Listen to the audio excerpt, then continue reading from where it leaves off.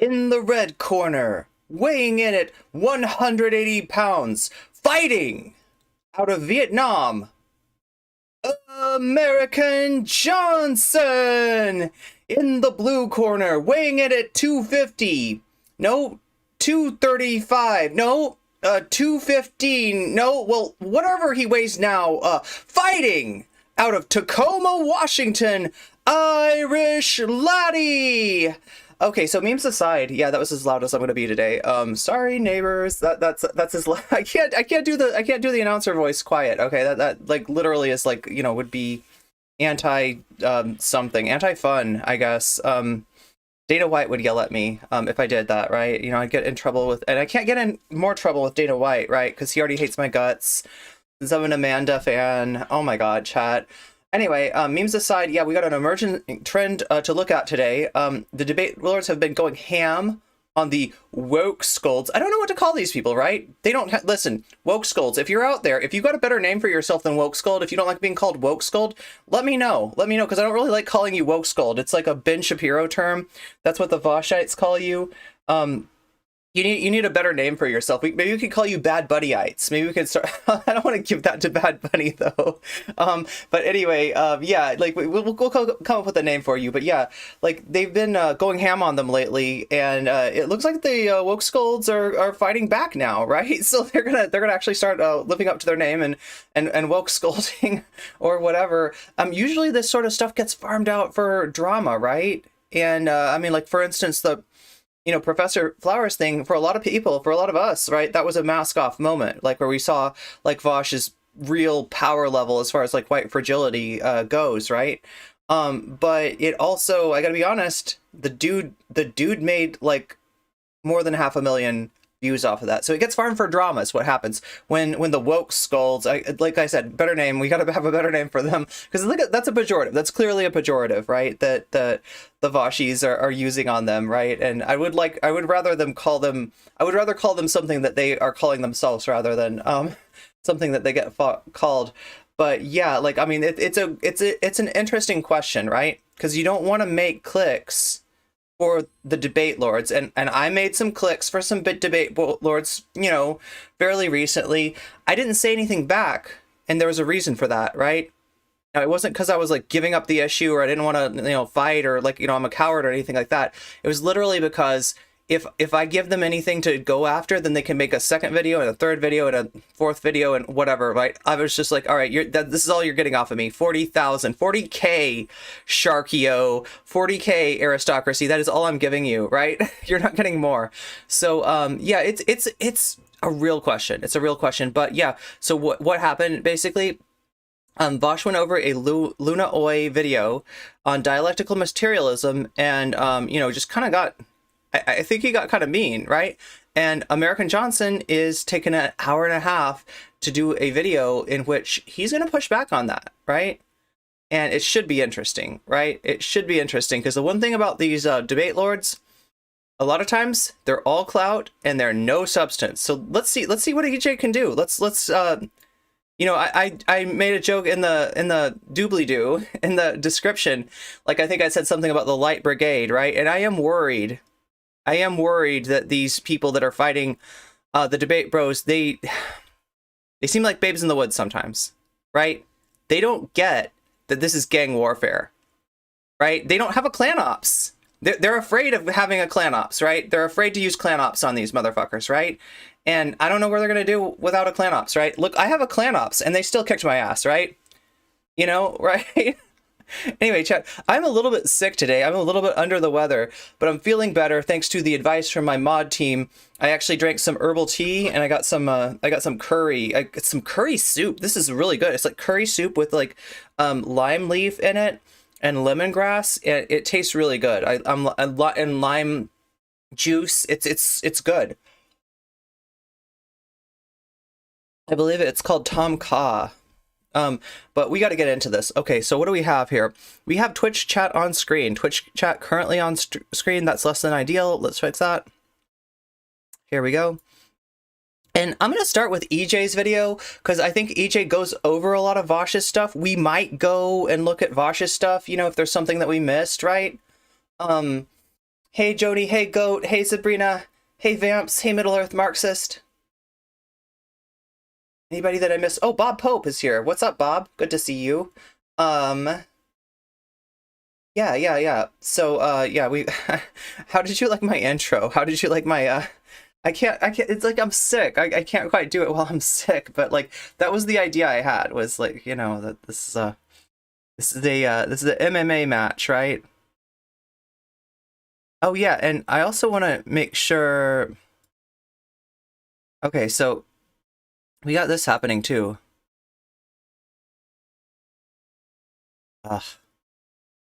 Can I make that actually work? Oh no. Oh no. Okay, like that? No. It's all bad. Oh. Like, that's the best I'm gonna do. Okay. Anyway, you see it? It's Irene Geller's date night. We're gonna do a dating show. We're gonna do a dating show on Twitch. Be on the lookout for it, right? Here, it's gonna be like 3 people, 3 streamers. I think we gotta do streamers, right? Because otherwise obviously, I'm not dating anyone, right? Obviously, nobody's getting, you know, this is not, a relationship is not going to start from this, right? So just so people understand, this is not about dating. It's about fun, and it's about fun, and it's about fun. It's about fun is what it's about. But we're going to be doing this. I'll have 3 people on every week. If they're VTubers, I'll come on with my VTuber, and they can either date Miss Umbrellas, or they can date Blue Hair, right? They can... you know, yeah, we're just gonna do, it's like CuteBot. We're gonna do the CuteBot thing, the CuteBot meta. They come on for 30 minutes, right? If I'm feeling it, if they do well, we'll keep them on for another 30 minutes. If they do really well, we keep them on for 90 minutes, right? And then chat gets to vote. You know, are they good? Are they bad? What's up, fat comrade? What's going on? But yeah, like that's on the, anyway, I'm distracting. I'm distracting chat. We gotta, I'm sorry, I'm so sick. Like nothing. Like, you're so lucky that, like, when I woke up, I was, like, in this space where I just wasn't funny. I was cracking jokes, and the jokes were not funny. Hi, Contra. How are you doing? How are you doing, Gorge? How are you doing? Um, hmm. Hmm. Hmm. Hmm. So I saw this come across my desktop this morning. It is a non-compete video. Somewhere in here. Oh, there's a bad empanada video. Look, anti-vaxxers get the gulag, I guess. Oh my god.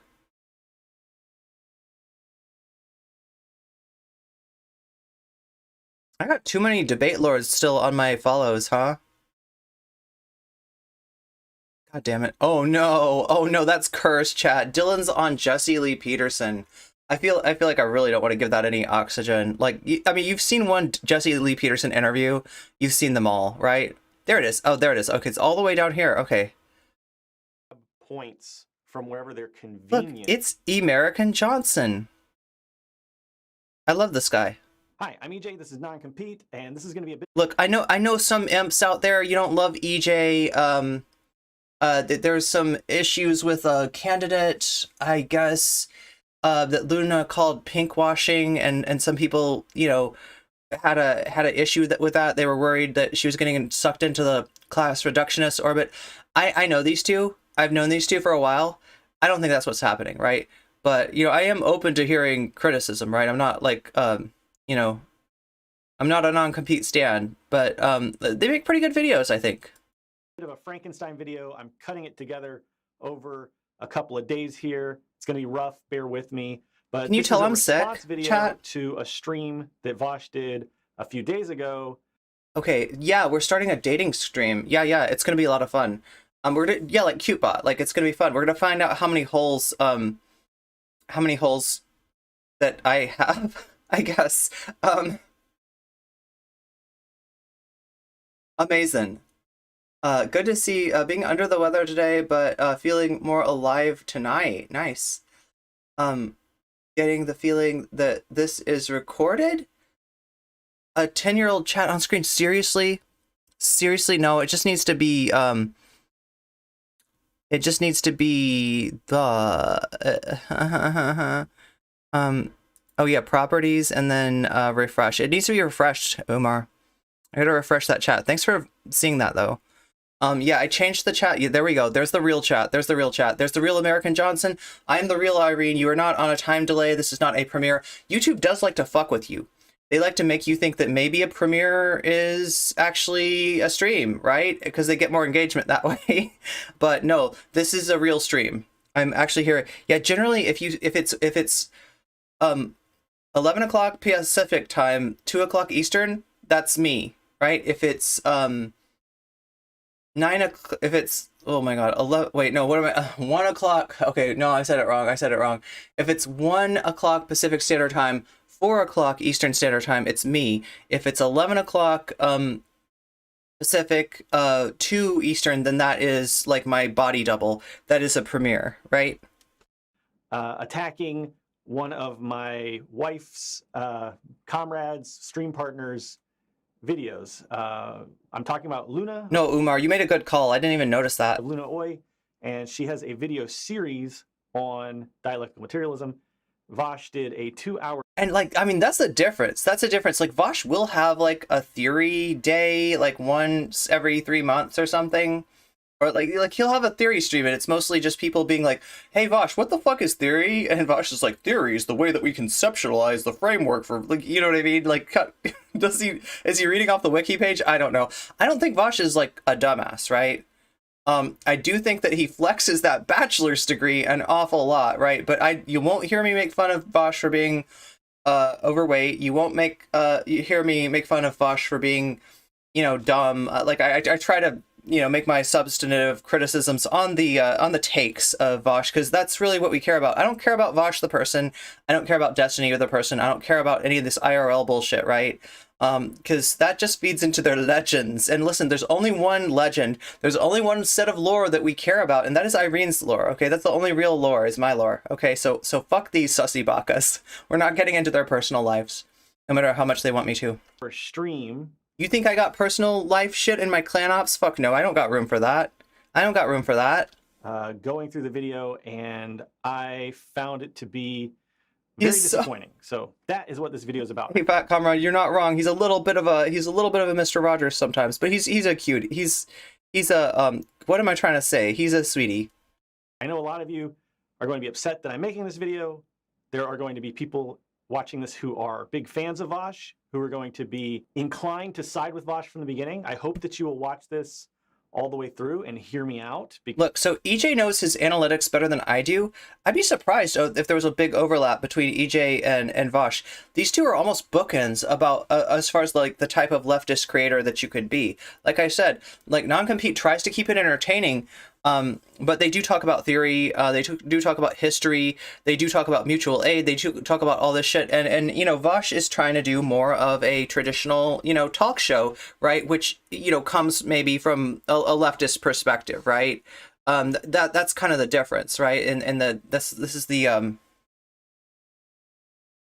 oh my god, these are the two sides of the leftosphere on YouTube and Twitch, right?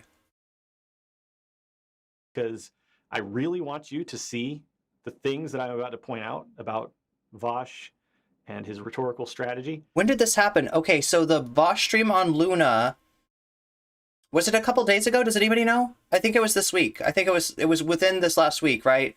And EJ's making a video, so it's not a stream. It's not a, you know, and that's smart. Like, listen, here's what I'm gonna say, okay? So I've been talking about this whole thing. You know, you got the Bad Bunnies, the Bad Bunnyites, you know, fighting against the Vaushites, fighting against the infrared stands, right? And the temptation with these people when you get into drama with them is to do what I did with Dylan Burns, which was he would lie about me, he would lie about what our debate was even about, right? And with his superior reach, and then I'd come on stream to try to blow that up, right? But I'd come on hot, right? And when you come on hot, you're gonna make clips for them. No, there's no two ways about it. You can't like react in the moment and be like honest with your emotions and not make clips for these people to farm. So that's what we're trying to avoid. So the smart move from the beginning with EJ here, in doing prepared content and cutting out the, because you're gonna go too far. You're gonna say something, right? And you just cut that something out. Oh my God, Olivia Maynard, freaking communist invading radicals. Communist invading radicals, right? I gotta get that fixed so it does that on Twitch too, right? We had to block that when we were getting harassed by a certain Twitch politics streamer. But I also know that there are people who hate Vosh who will be watching this, and they would rather me just completely ignore things like this. But okay, so yeah, that's the thing. That's been the meta, right? And I've dealt with this too because like, okay, so my history is that like, you know, when I started, I was, you know, I was skeptical of people like Vaush. And even Xanderhall, like, you know, kind of sketched me out sometimes, right? Even though I sort of knew Xanderhall from before, I had, you know, decent, you know, like I had, you know, not a friendship, but I knew the guy, right? So I wasn't anti-Xanderhall, but like I didn't like what he was doing. I especially didn't like him being the little dog to Vaush's big dog. That's ugly. That's really ugly. And then there was a while where because of when I debated Xanderhall, what happened to me was I got attacked by my own community. Now, was it because I was having Xanderhall on for clout? Was it because I was kissing Xanderhall's ass? No, it wasn't. They just didn't want me debating Xanderhall. They wanted me to pretend that the dude didn't exist. So, like, at Xanderhall, it was weird because Xanderhall was like, oh, you got some toxic people in your community. I was like, they're not that bad, Xanderhall. They're just spicy. Like, listen, you're spicy too. You're going to have to deal with my spicy chat if you're going to come in here, right? It's like, you know, they're sketch on you. They're sus of you, you know?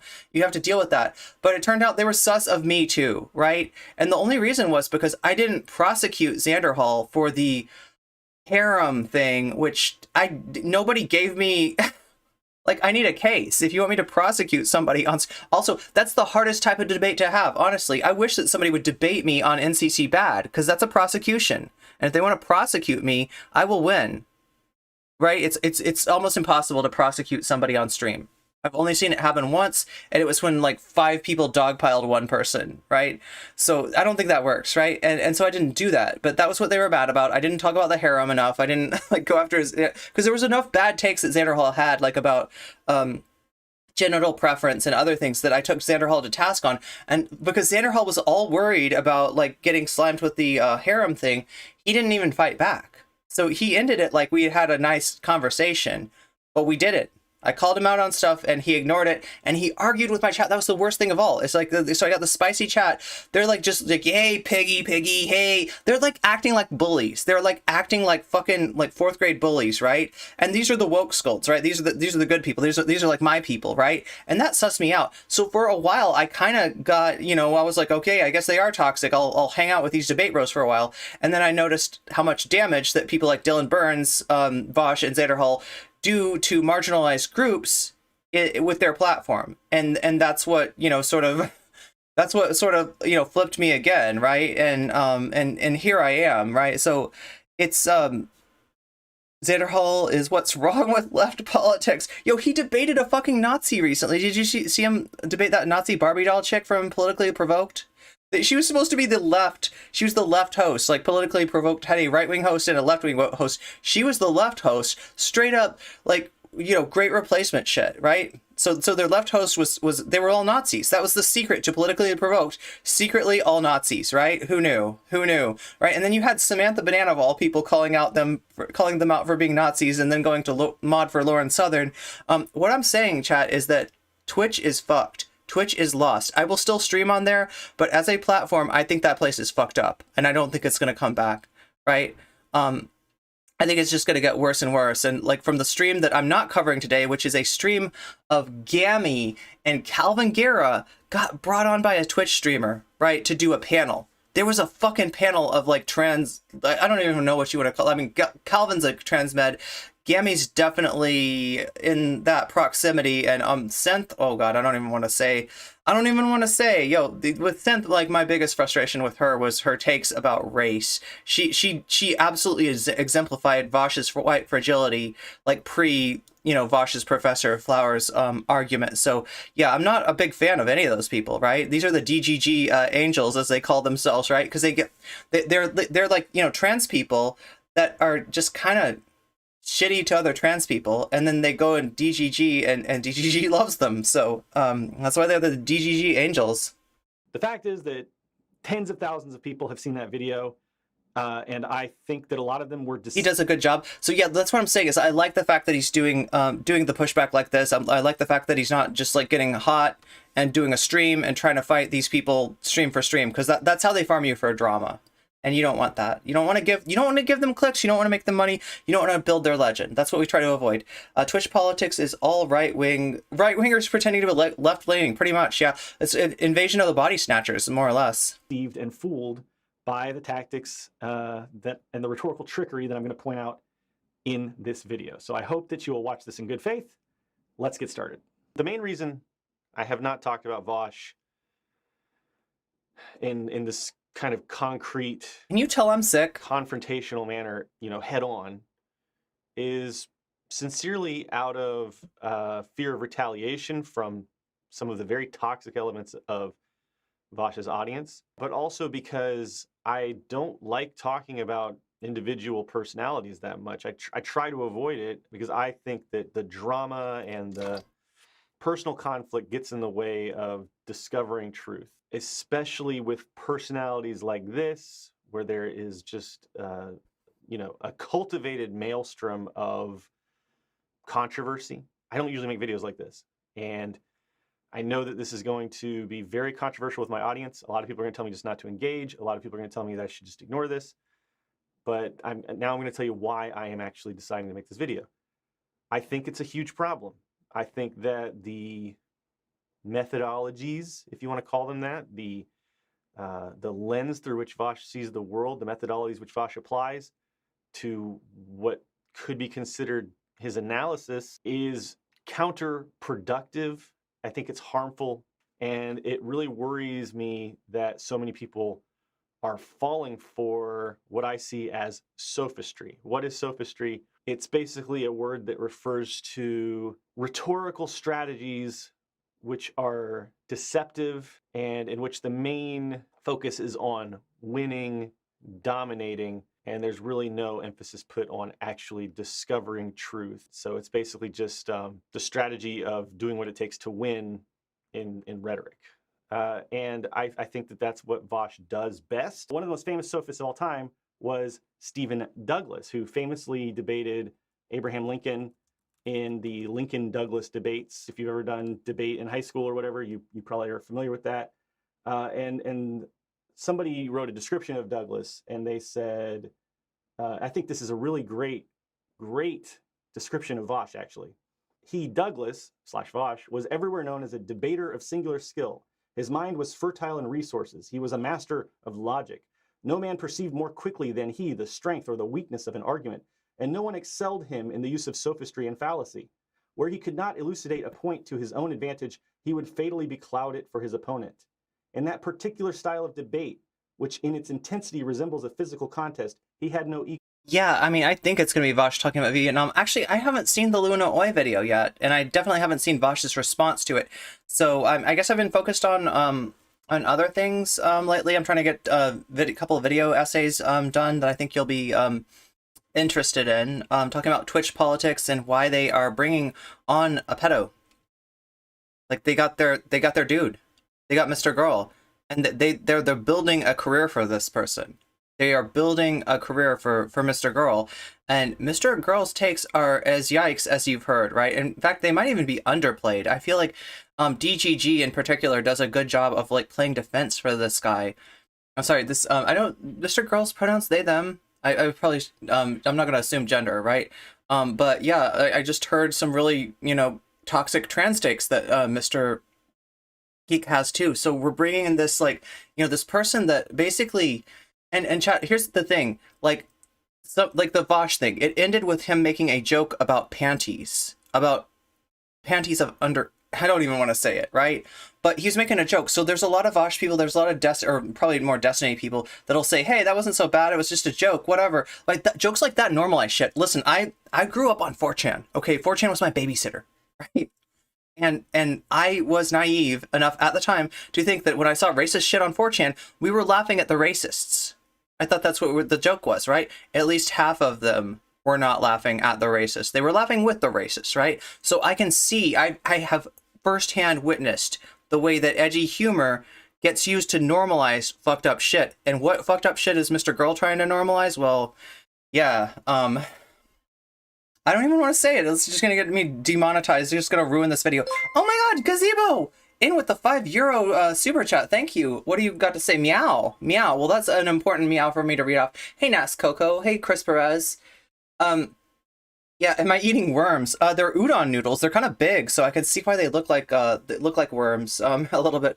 4chan was your babysitter. Holy crap! I know, right? It's amazing. Listen, it's amazing that it's amazing that I'm standing here before you instead of like, you know, I'm streaming, being like, what did Vaush do that was so bad? Oh my god, EJ and Luna are like, it's amazing. It's actually amazing that I didn't get sucked onto the edgy part of the right wing, and I think I'm kind of edgy. Chat, do you think I'm edgy? I'm edgy, but like it's in a different way, right? Like I own my edginess. I do not try to own other people's edginess, right? You will not hear me make a joke about slavery. You will not hear me make a joke about the Middle Passage, right? Because that's not my trauma to fucking joke about. But yeah, being trans, you know, as Contra has pointed out, there's a lot of humor to be had there, and the transphobes often they don't get the good. They don't even know what the good jokes are because they don't know our community. And Vosh, you know, too, like when he tried to make a joke about trans people, saying that that being Christ. Okay, so what was it like that Jesus like never came or something like that, and that's why Jesus is good, and so that trans people are the most Christ-like, or trans women are the most Christ-like people because we don't come because of estradiol, right? So he got it wrong. It's not the titty skittles, Vosh. It's not the titty skittles that do that.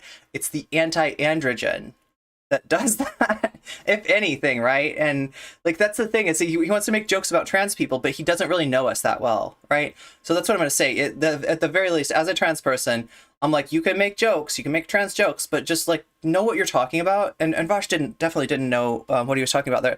In general, I try not to like make jokes about other people's, you know, marginalization, right? Because it's not funny coming from me.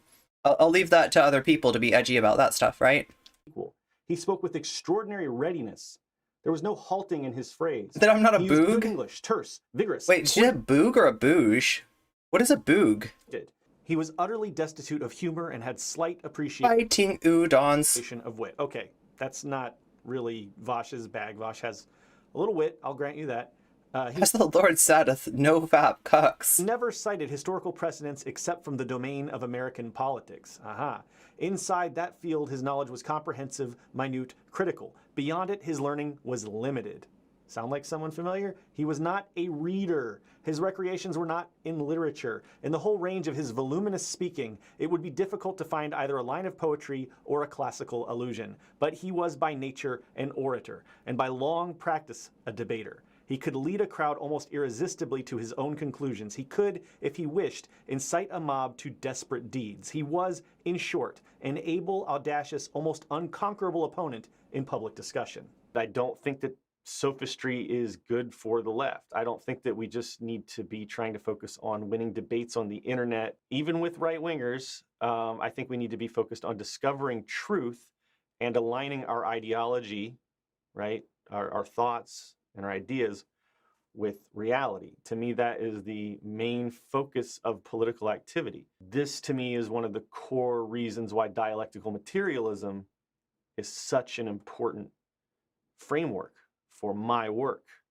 This stream that Vosh did, it's really remarkable. It's a remarkable document of the ways in which Vosh uses dishonesty, rhetorical trickery, and a lot of bullshit to kind of fool his viewers into thinking he knows shit when he doesn't. And believe me, I've seen enough of Vosh's stuff now that I know that this is not an isolated example. I also know that Vosh's more energetic fans love to talk about not showing context. I'm not going to obviously play the whole 2-hour video, but I will show the timestamp for every point we talk about, and I'm going to try to show, you know, the beginning and middle and end of each point that I'm responding to. But if you feel like I've left context out, the time code is there, and you can go look it up for yourself. If you want to watch the whole stream of Vosh's, go ahead. Vosh does this stuff regularly. It's a pattern of behavior. I don't believe that Vosh is actually interested in seeking truth. I don't think that Vosh engages with people like Luna or the other people on the left that he has attacked to truly discover truth. He's there to win arguments in a performative manner to get clicks and views and money, which, I mean, and that's the other thing. Like, he's huge. okay? Being huge and having a huge audience doesn't mean you're right. Popularity is not criterion for correctness, right? If that were true, then Ben Shapiro and Steven Crowder would be much more correct than Vaush because they have much bigger audiences. So you can kind of tell when somebody is a sophist by looking at their worldview, right? Examining their worldview. Is it consistent? Is it coherent? Do they have clearly defined and established values? And do they have a clear, easy to identify perspective, right? Do they have a starting point where they see the world in a certain way? Do they have a philosophy that underlies everything that they say? You're looking for consistency and coherency in perspective. Sophists use eclecticism. Eclecticism is a hodgepodge philosophical framework in which you just grab points from wherever they're convenient to build your case. You can think of it as trying to build like a case from an a priori position, meaning you start with a conclusion and then you backtrack and look for evidence to support the conclusion that you made at the beginning. The video that we're going to watch and check out today, this stream, is nothing if not an a priori conclusion. Vaush goes into the video trying to guess and predict what Luna is going to say, already having the confidence that Luna is wrong, even though he's read none of the source material which Luna's ideas draw from. You know, in that 2-hour stream, it's the first time he's ever watched the video live. He goes into it cold. He hasn't even done the basic investigation of watching it offline first and getting a basic idea of what she's going to say.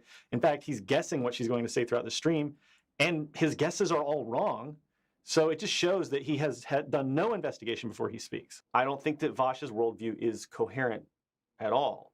Vaush is attacking concepts in Luna's video that he's unfamiliar with, and it's very obvious, and I will show you it. He's stretching and manipulating. So Luna's coming at this with a very concrete framework, the framework of dialectical materialism, which she understands very, very well.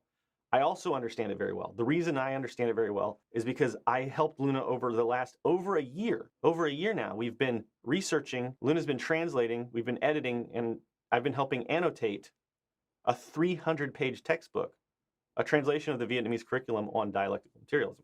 None of these ideas are our own. We don't come up with any of them from whole cloth. This is a text that was written by several dozen Vietnamese experts. These are people that have PhDs on Marxism, Leninism, on dialectical materialism. They actually do know the source material very well, and it's very well cited and sourced in the text. So there will be a few times where I'm going to go back to the words of Marx and Engels and show where Luna's ideas and information comes from, because it's not just something that she's making up off the top of her head. Okay, now you can disagree with this stuff, whatever, but Vaush is not interested in the big picture, coherent framework of dialectical materialism. Basically, Vaush's goal in watching Luna's video is to obfuscate, to distract from the points Luna's making, and I'll show you that again and again and again, and to derail the points that Luna very carefully constructs in, again, what is part 1 of a 3-part series, which isn't even really finished yet. So it's not like Luna is claiming to completely and exhaustively cover all points of dialectical materialism in, this part 1 of this 3-part series, or even in the whole 3-part series. It's a, oh my god, what is this stuff? Like, right? I think I know what it is. This is a galangal root. It's like ginger, but it's harder and it tastes slightly different. It's a member of that family, like ginger, turmeric, stuff like that, right? And I think they just it's like in there to soak. It's not in there to eat. It's like too hard. It's too hard to eat. Poor EJ Vosh has been used to being a dick for clicks. Yeah, dick for clicks. Listen, so what does Vosh do?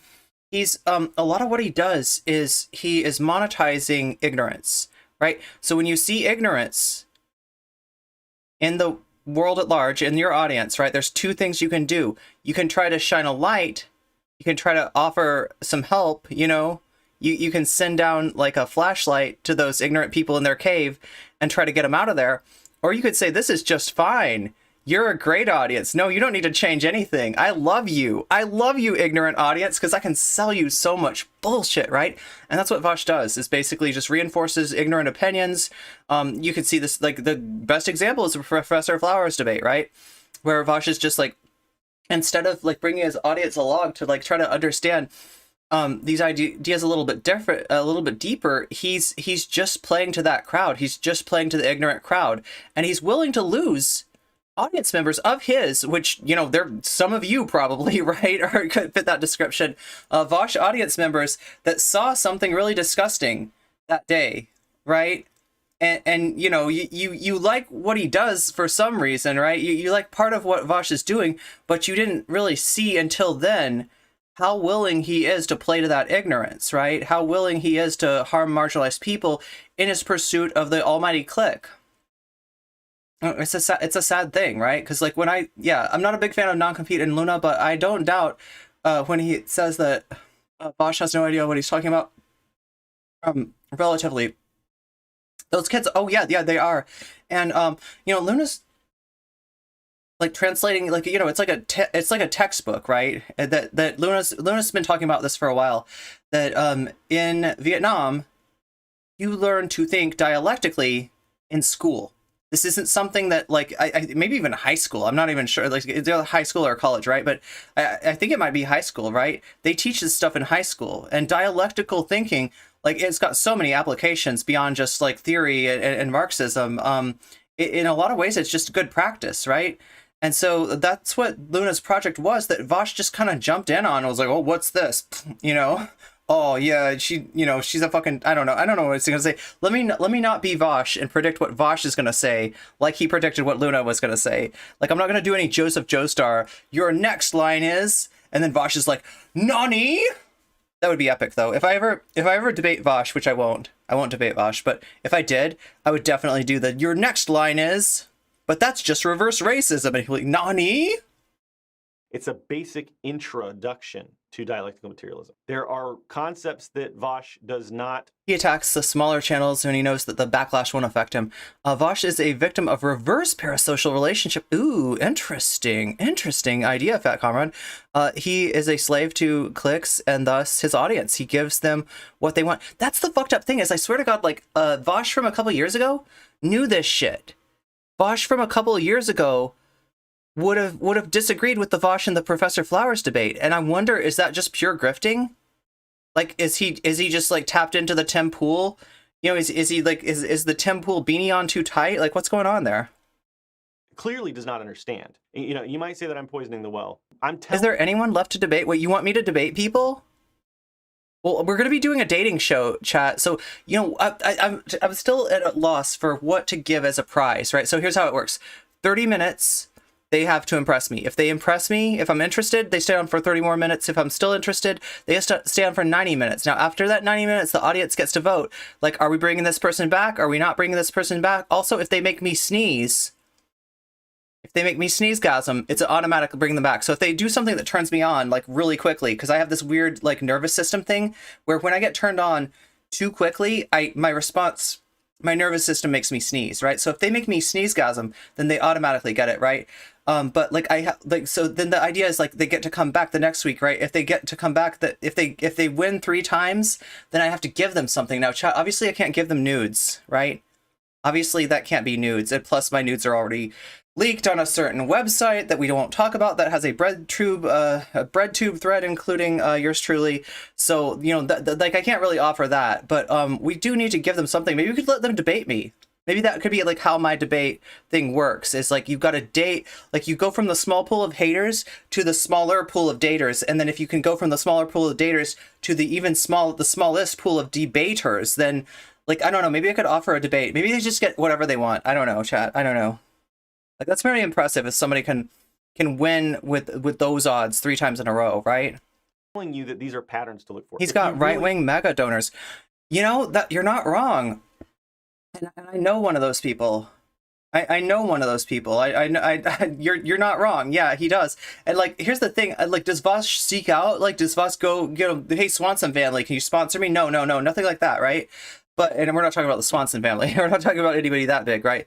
But what he does is, like, if he gets those donations, he just kind of doesn't question where they come from. And yes, there are right-wingers donating to left-wing channels, especially debatebro channels, to try to kind of, you know, turn them their way, use them for clout. And if you're a certain sussy baka, to get onto streams and get to it's almost like a fantasy camp for streaming. If you're rich and you've got no charisma, and you really just, you have no business being a streamer, you can LARP that you are a streamer. You can pay Vaush enough money and he'll come on and you can interview him, right? Like, this is what they're fucking doing now. It's kind of like, it's actually beneath them. It should be beneath them, but it's not, right? Think that I'm poisoning them all, then go watch the whole stream and then come back and watch a cipher from the Matrix. But I'm just trying to build a case here that these are the things that we're going to be looking for again and again and again. Sophistry, incoherence, eclecticism. Another big thing you see with Vaush. Oh, I'm not sure if Vaush was better. There was some really yikes shit about Vaush back in the day too, right? That's the Irish laddie days. We're not particular. We're a mixed bag, let's just say. Solipsism. In his book Ethics and Progress, the Marxist philosopher and solipsism? Okay, I always call it solipsism, but maybe I'm wrong. Ethicist Howard Selsom introduces this idea of moral solipsism. This is basically the worldview which begins in one's own mind, and it's the viewpoint that... What's up, Superpower? Okay, so here's what I'm wondering. Does anybody know, there was at some point, Vaush got into reading about a philosophy, and it was related to anti-realism. It's not magical anti-realism. That's what I put in the description, right? But it's not magical anti-realism. It's something else, but it does have to do with anti-realism. If anybody can remind me what that is, I'd like to look into that, because like I think that it's weird, because like I'll cop to the fact that there's a little bit of maybe what Vaush is noticing that I agree with in his interest in that, but it's a solipsistic, philosophy. It's very much, not interested in the truth, or rather interested in ascertaining the truth, but rather it's interested in substituting your own truth for the real truth. And anyway, like I need to look, because Destiny always makes fun of him for this, and he didn't really endorse it as much as the Destiny people think. Am I accusing Vaush of being a grifter? It's grifty. Right. Well, I don't know. Actually, I don't know. Listen, I'll say this, and I don't know what's in anybody's heart. Okay. I can't tell what's in Vaush's heart. Like, maybe he changed his mind. Maybe he used to think, more along the lines of, people like Professor Flowers and I do, on these issues, and he legitimately changed his mind. So yeah, you're right. I don't have proof that he's a grifter, and in general, that's not something I try to use against people, right? I'm correct in my pronunciation. Let's see. I don't agree with Vaush on much. Yeah. Well, I mean, I don't know. It's a weird thing, because honestly, I liked Vaush. I was like a Vaush fan a long ass time ago. What turned me off to Vaush was being in a stream where he debated a trans woman, and I think I was agreeing with Vaush. I think I more or less was on his side as far as the issue that they were discussing, but he turns around and says, "You trans people are so goddamn fragile." And I'm just like, what? Why do you think this person's point of view has to do with them being trans? That's why are you calling us all out? Because you're like, it was just so weird. It was a meltdown, right? And there was a thought slime meltdown, and there was another meltdown where you talked about, like, listen, trans people, like, I care about you. I don't want to have to dig your graves when the Nazis take over. So maybe be a little bit more understanding of Daddy Vaush, and that, just shit like that, right? It opened my eyes. Sophist from Mars, nothing against Sophie. Oh, nice. I've noticed Vaush doesn't debate randoms very much anymore. Perhaps he's too big for that. I mean, I don't know. He could listen, if he debates a random, how does he not know it's going to be, like, what if he debates a random, and then there's, like, this little, like, silence, and he's like, wait, what's happening? And then all of a sudden it's like, hello, Vaush, how are you doing? And he's like, no comment, chick. What a nightmare. Right? That could, he doesn't know who's going to get on there with a rando. So maybe he's, like, more protective, or maybe his community's more protective of him. Can't be a leftist and subscribe to that kind of hierarchy. Yeah, and that kind of dominance paradigm, I think, flies in the face of where real leftism comes from. I have an open debate policy. I'd like to think I'll have the same when my channel is larger. Yeah, I have complicated feelings towards debates, and my chat does too, right? Chat, you have complicated feeling. Like, I like debating, but really what I like is discussions, right? Because when you put it as a debate, then what you're saying is like, we got to butt heads. We got to find somebody I disagree with, right?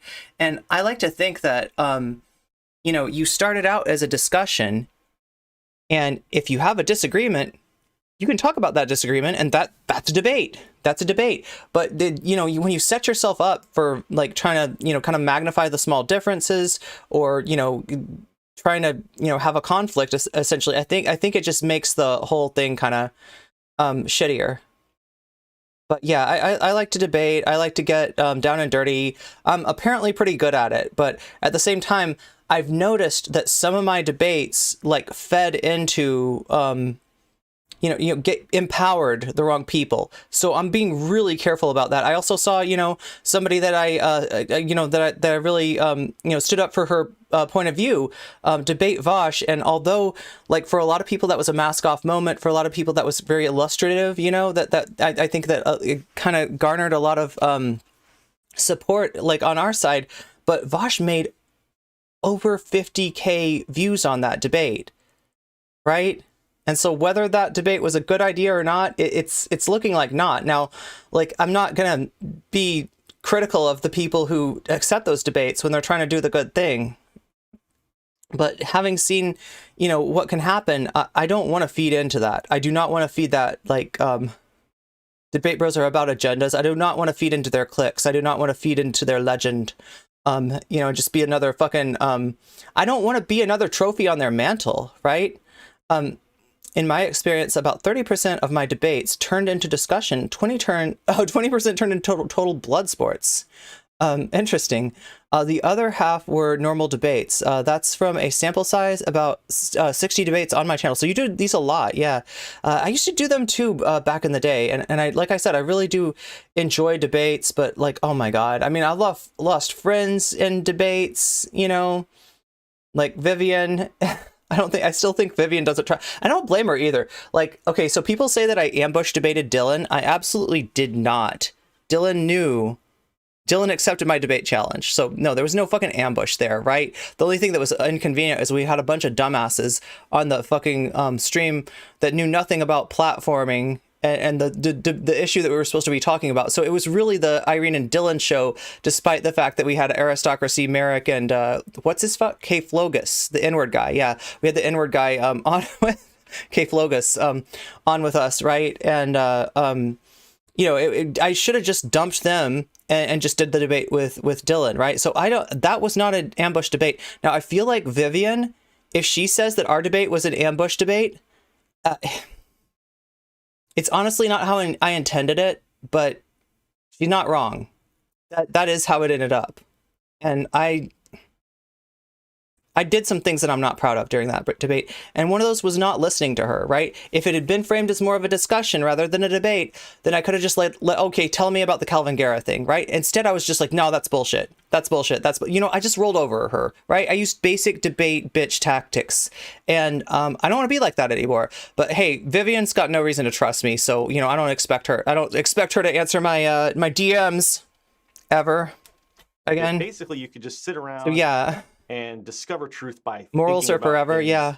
Well, in your own mind. Here's the deal. Superpowers. I might have been right on some, you know, certain issues. Like, you know, I don't think that, like, you know, having a go at somebody over their age is right. I never had a go at Dylan over his age. You know, he's a streamer. I'm a streamer. I'm not going to fucking bring up his age as like a reason to not listen to what he says. Right. But there were other issues that Vivian was right about. And I would have learned more if I hadn't been in the mindset of fighting her, right? So yeah, I mean, like that was my mistake, and I have learned from it. So yeah, not great on my part. Are you yes, Dylan Burns? Yeah. That your essentially opinions and logical conclusions that you craft. Well, I'm glad that he finally admitted I was right, and. The debate, you know, the question was about platforming. Do you have to be careful when you're bringing on a transphobe to talk about trans issues? and you let the guy gish gallop. And Dylan finally came around to my point of view. Like on Xander Hall, he said that, yeah, that's a bad idea. He wasn't talking about me in particular, but he changed his mind, right? And so as far as I'm concerned, that drama's over. That drama was over, and Dylan, surrendered the debate, right? So I'll take that W. Thank you, Dylan. Thank you for learning something. It took you a long ass time, and you didn't want to give me any credit at all, but you are at least aware of that in your platform now. I don't know if that reflects how he's platforming these days. It seems like the dude is totally about like clicks for bucks. He's totally, I don't know. But like I said, I'm not paying super attention to him, because it turns out he doesn't have a lot of substance to offer, and he is 90% clout and drama, 10% substance, right? It's just not an interesting. And also, it wasn't much of a debate, to be honest. Like, right? He didn't have a chance, and so it's not a mistake. I think I'll repeat, right? He just wasn't prepared, right? And I think I showed some of that, and that is illustrative about a lot of these debate bros, is that they are a lot of times drama and clout over substance, and there's not much there when you try to talk to them about a real issue, right? Like, the Nazgul vortex, the red-brown alliance, the kind of like unholy alliance between left and right that sometimes pops up, came up in our debate, and he just, well, I don't think that's a niche issue, no comment chick. No, Dylan, that's not a niche issue, as evidenced by the fact that infrared is rising, right? Yeah, no, it's definitely not a niche issue. It's the new meta. And I kind of thought that since he was a political dude, he was onto that. But yeah, I mean, I just found that he wasn't very well informed, and it just didn't, and that's the thing. It's like I tried to get out of that, like that question, that subject, I pulled us out of, because I realized like I didn't have a debate partner. I was sparring with a white belt, and it feels bad, and I don't want to be in that position, right? I despise the Nazgul vortex. It's not a niche. Look at Tucker. Yeah, it's huge. It's very dangerous, and it's a new thing. I think Dylan was just still focused on the whole like alt-right pipeline meta, right? And that's like, I'm sorry, but that's very 2016. Idealistically, in your own mind, is a solid foundation from which to build a worldview. I think that Vaush, in his rhetoric, in his analysis, is a moral solipsist. He doesn't want to go to the texts. He doesn't want to go and look at the world. He wants to start in his own mind, sit around and think about stuff, come up with his idea of what's right, and then just blast it out and present it as though it's concrete fact. He's very... So when you challenge them on their own bullshit, that's because they come out of the Gamergate school of thought, right? Yeah, and they have this imperative to bring home the W, right? That's the sad thing about Demon Mama too, right? I think that's what kind of like gets in the way of her praxis, is that she's so focused on the W, and her stream needs that. If she ever takes an L, legitimately takes an L, she can't say, hey, let's learn from this. Hey, let's look more into this. Let's like educate ourselves. She always has to, play the debate bro game. And the debate bro game is, if you lose the debate, then you got to try to win the news cycle, right? And it just puts you in that position of embracing dominance paradigm, which, it's hard not to be toxic when you're doing that, even for me. I cover Russian propaganda on my channel. The Kremlin hypes up and astroturfs the Nazgul vortex to try to undermine liberal societies and destroy us from within. Dugin laid this playback down in the 1990s with foundations of I haven't read that one. I know what you're talking about. The fourth political theory, I think I'm more familiar with, right? But I have not read Foundations of Geopolitics. Would be interesting. Mandatory reading for the GRU, aka wait, isn't that the guy from Despicable Me? Yeah, his name is Gru, right? The Despicable Me guy. His name is Gru. Confident in presenting. You read Dugin in university. And experienced himself when he talks about Vietnam, a country that Luna grew up in. He acts like he knows everything when he clearly has a very, very shallow understanding of this country and these people and of their lived experiences. And he's actually very disrespectful towards their lived experiences, as you'll see later in the video. And he's clearly not focused. Good to see you, Vexton. Focusing on what Luna's saying. He's clearly half paying attention. He's looking at the chat as much, if not more, than he's looking at Luna. Okay, so people criticize me for this too, like, right? That like a lot of when I do React content, I'm very focused on chat. what I would expect to see in a respectful and thoughtful analysis, I would expect somebody to be paying attention, to go into it in good faith, you know, just basically trying to understand what is actually being said. And then after checking all that stuff out, then drawing conclusions. There's this concept, which, you know, the big, horrible, scary, tanky Mao came up with, but I don't care if you like Mao or not. The point is that it's a sound concept. I'm going to quote Mao now from his paper, Oppose Book Worship. He says, "You can't solve a problem? Well, get down and investigate the present facts and its past history. When you have investigated the problem thoroughly, you will know how to solve it. Conclusions invariably come after investigation and not before. Only a blockhead cudgels his brains on his own or together with a group to find a solution or evolve an idea without making any investigation. It must be stressed that this cannot possibly lead to any effective solution or any good idea. In other words, he is bound to arrive at a wrong solution and a wrong idea." Now, Mao's ideas here are grounded solidly in the fundamental principles of dialectical materialism that Luna presents in her video series. In fact, Vosh should probably have watched the rest of the series because Luna talks about seeking a comprehensive and historical perspective. That means exactly what we just read there. It means you go in and you invest. Oh, you've debated some of Putin's left-wing fans, huh? Yeah, that's interesting. Are they like gray zoner kind of mentality people? Investigate something very deeply before you The draw thing about it conclusions. is, though, like you know, the reason that I had to learn about Dugan and Nazbuls and all the rest was that I was covering a streamer named Haas, right, who sold himself as a tanky. He wanted to be tanky Vaush, right? He wanted to be what Vaush was to the tankies, right? And when you look more into his philosophy, he's not a tanky. He's not a Marxist. He's not a dialectical materialist. He is very much an idealist, right? And he's got that Dugan, you know, kind of weird religious thing. Not even religious, but like it's idealist. I don't know how to describe it, right? That he doesn't have that materialist grounding in his philosophy, right? So like that's kind of where I came across this from, and I had to learn more about it to really be able to properly critique it, because I think I was in danger by covering Haas like just another debate bro. You know, you kind of build these people's careers. You kind of build their legends, right? And I think early on, I wasn't critical enough of that. I just took him as what face value, right? Okay, you're a tanky. Let's treat you like a tanky. The dude's not a tanky. The dude is not on the left at all. The dude has MAGA chants going off in his chat, right? You know, it's like and that's the danger of the Nazbul vortex. It hollows any solidarity out of the left, and it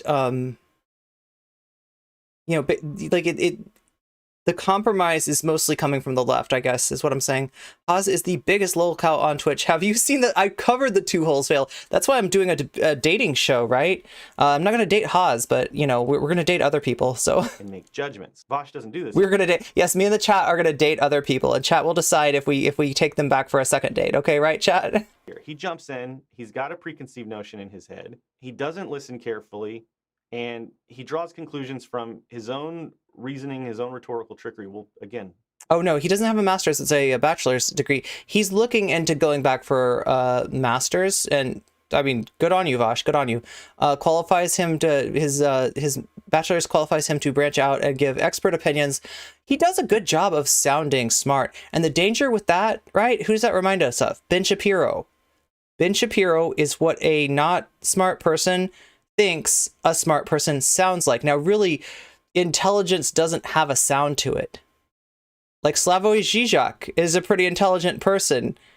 He doesn't always sound intelligent, right?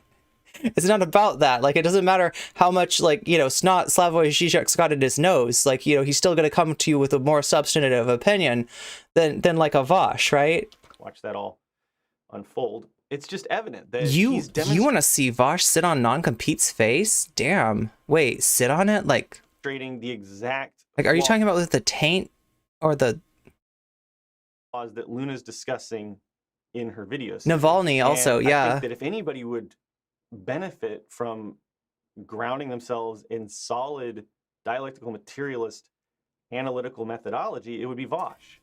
because I wasn't okay. So chat, you're gonna have to educate me on some of this stuff, like Kraut and T. I wasn't around for. I'm trying to remember who else we were talking about.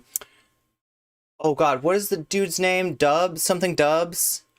Jada, is his name J-Dubs? J-Dubs, Leafy. Like, I think I watched some Leafy stuff, right? But Lacey Green and the Red Pill, like all that stuff, that was before my time. I've had to educate myself on some of this stuff. I know, you know, I've learned more, but, you know, some of this, like, the lore does sort of trace itself back to that era of content creation, the skeptosphere, the manosphere, all that stuff. Hairy parts need to be on non-compete's mouth. Oh, okay, that's what I was thinking. Yeah, that's much better. It's great to see the evil empire crumbling. Vosh doesn't seek a comprehensive perspective. Undermining the West is good. Like to read theory, says that, you know. Well, I mean, even that phrase, the West, like that's kind of a racist phrase. Like, you know what I mean? Like that like when you actually ask one of these people, what is the West exactly? What exactly do you mean? You know, and they have real defined lines that tend to match, you know, lines of whiteness. Openly, is not familiar with the text that these things are based on, is not familiar with the history of Vietnam, which Luna references in this video. In several examples. Wait, he reminds you of every dude that tries to get, you mean multi-level marketing, right? Not Marxist-Leninist Maoism, right? And yet presents himself as an expert to his audience. And unfortunately, because the audience doesn't know I know what you're saying. Yeah, superpower. Yeah, like when you're in college, if you really apply yourself, it's so hard to follow this stuff. Sure. Which isn't their fault. I didn't know anything about it until pretty recently in my life, because we're not taught this stuff, you know, in the capitalist imperialist core of the USA and Europe and Canada, the places where Vaush's audience is largely based. We're not taught this stuff. Luna was taught this stuff her whole life into college. Now you could say that she's brainwashed, whatever. I hope that you will at least check out what she's saying before you make those accusations. Again, I hope that you seek a comprehensive perspective before passing judgments like that. Because honestly, what she's learned through the curriculum of dialectical materialism is to examine as much evidence from as many sources as possible before making a judgment. It's as simple as that.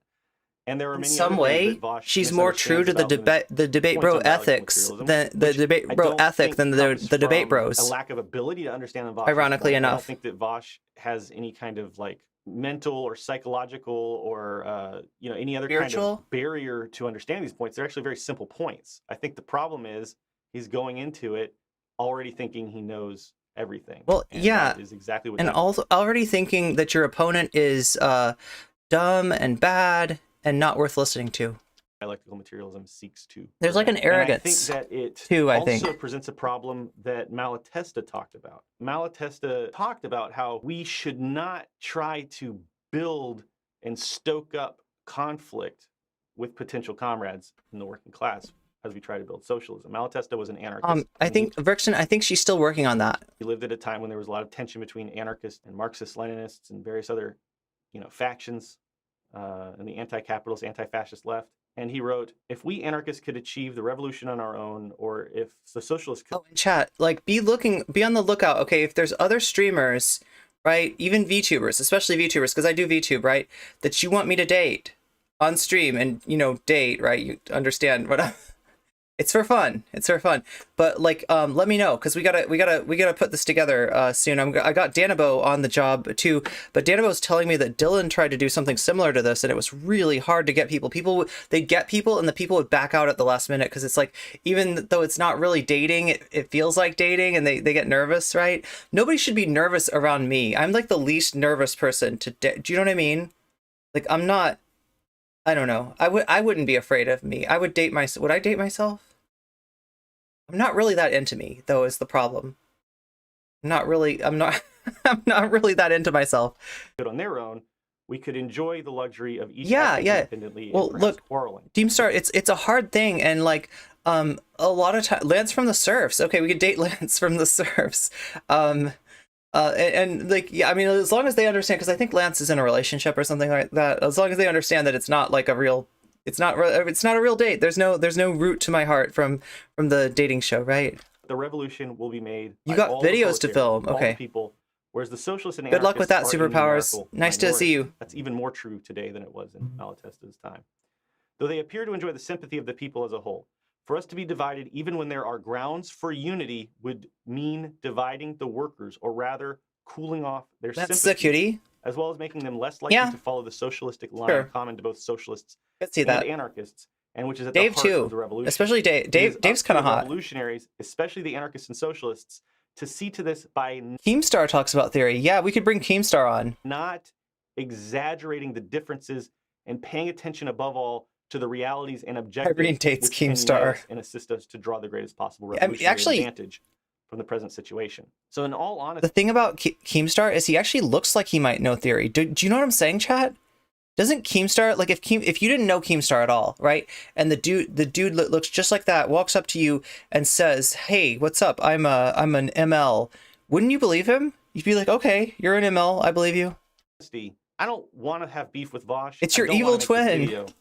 But I think that Vaush, by making videos called "This is the stupidest tanky video I've ever seen," Oh my brain God. damage suffered, about a Vietnamese woman who's just honestly, legitimately, I can tell you from spending every day of my life with her. And look, I think there's a huge there's a huge disservice that gets done when people just like take any ML and call them a tanky, right? Now at this point, I don't know if there's any pulling it back, because MLs like unironically call themselves tankies now, but it used to signify not just an ML, but an ML with an authoritarian perspective, right? Now it's just it's not ambiguated. Trying to educate people about It's the what beard. she's learned and what she finds valuable as a socialist. And she's never said you have to do what she says. She's never once said you have to follow her ideas or follow what Vietnam has done. In fact, she says all the time, repeatedly, that you can't follow Vietnam's path because Vietnam has very unique history and material conditions, and your material conditions wherever you are in the world are going to be different. She's not trying to sway you or convince you. She's just giving information she's translating this work. Just to emphasize how different Vietnam is, you're talking about a country that has fought off the French. Wait, there was somebody before the French, wasn't there? Like there was somebody before the French too. Wait, was it okay? The Japanese, the French, the Americans, and the Chinese, right? In the 20th century, Vietnam fought off, yeah, 4 world powers. So yeah, Vietnam is very different. They are, you know. From the Yeah, struggles like that do something to a people, do something to a nation, right? Vietnamese curriculum on dialectical materialism and presenting it to you and hoping that you'll find something valuable in it. And maybe it's not much. Maybe you don't like the ideas generally, but there's probably stuff in there that you'll find valuable if you'll just watch it and pay attention to it in good faith and check out the source material that it draws from, which is, again, fully cited in the book that she's translating. All right. This is the video. I keep seeing screenshots of this on Twitter. It's called How to Think Like a Vietnamese Communist, an Intro to Dialectical Materialism. All right, I'm just going to lay all the cards up front, like right off the bat, okay? First of all, I've already read all theory. I don't want to hear it. So Vaush says he's read all the theory. He doesn't want to hear it. And that's not true. I can tell you as somebody who has read all the theory that Luna cites, every word of it, because I helped make this video, and I've been helping her translate this book, and I have actually read the theory. He's not read the theory. There will be plenty of evidence for that. And let's just watch and see and find the evidence that Vaush has not actually read all the theory as he claims. Second of all, I mean, that's a joke. Vaush has read all of theory. Vaush got to the end of theory. He read all of theory. and this is really important, okay? Marxism-Leninism isn't a real thing. Hey, okay? TNT. Basically, here's the history of leftist theory, all right? Cool dudes with revolutionary ideas wrote those ideas into paper and made them thoughts that people thought, okay? But then later, other people with different ideas took power of states, and they realized that the best way to maintain popular support was to maintain the veneer that their state craft was being guided by the ideology that was so popular with the people. So what they did was they created a fancy term called Marxism-Leninism, or, Marxism-Leninism Maoism, or Marxism-Leninism with Ho Chi Minh thought, or whatever else. And essentially, they just took boilerplate authoritarian state ideology and were like, hey, but actually it's like the revolutionary state, so it's all good. I understand that you can get like a PhD in Marxism-Leninism in Vietnam, which is very funny to me that a capitalist state would allow you to get a degree in a subversive revolutionary ideology. So Vaush has just glossed over. I have a physics book that I read. I still have no idea about physics. Look at the title of that video. Wait, are you talking about the Luna video or the Vaush video? Yeah, like something about dumbass tankies, right, is the title. Vaush doesn't read theory. He reads Wikipedia summaries thereof. decades of history of various nations, some that still exist and some that do not, without citing any I mean, sources. look, if what you're trying to get is basic facts, Wikipedia is great, right? But yeah, something like theory that you need to engage in, you're not going to do it on a wiki page, even if the summary is really good. Even if it accurately summarizes what's discussed, you're not engaging with those ideas. You're you know, reading words that are meant to represent those ideas, right? There's a different thing that goes on. Like, it's active learning versus passive learning, and I'm kind of convinced that you can't learn theory passively. Theory is something you have to participate in to get. And just completely dismiss the socialism the via concept of dialectical Wikipedia materialism seems by legit. conflating it entirely with Marxism and Leninism, which dialectical materialism predates Lenin's work, okay, because Marx and Engels were developing dialectical materialism before Engels was born. Now, that being said, of course, it is true that Luna is learning. Oh, you switched the cat food so too quickly. I know what you're talking about. Yeah, your cat. Yeah, they won't eat. They don't like the food changes. Things from a Marxist-Leninist framework in her college studies, which includes It was college. writings Okay. of Lenin.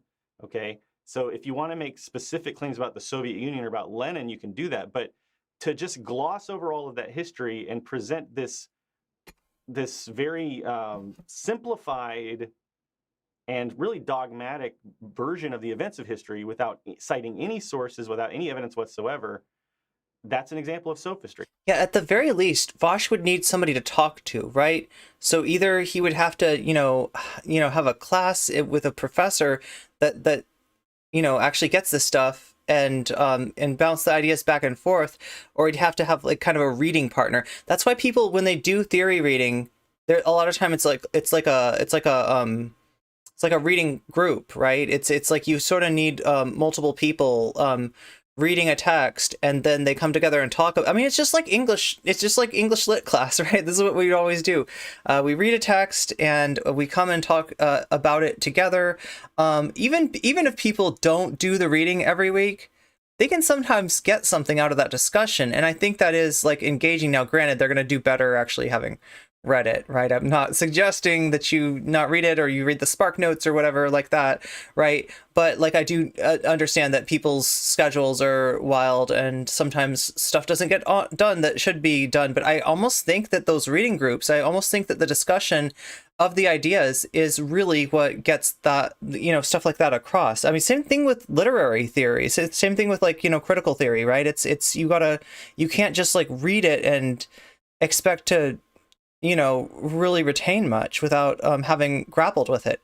10 years of working in a factory and being fucked by cops turned me into a communist. Basic understanding of Das Kapital from the wiki, sure, or a history of the International is fine. I mean, there comes a time when you gotta sit and read an essay or two. Yeah, and to like, I mean, really like, engage with it, like talk about it. It's that's I think the big thing. Like think about this, chat. If you've ever learned a language, right? If you learn a language at a collegiate level and you're serious about it, like this is, something you want to actually know how to speak in, you have a language group.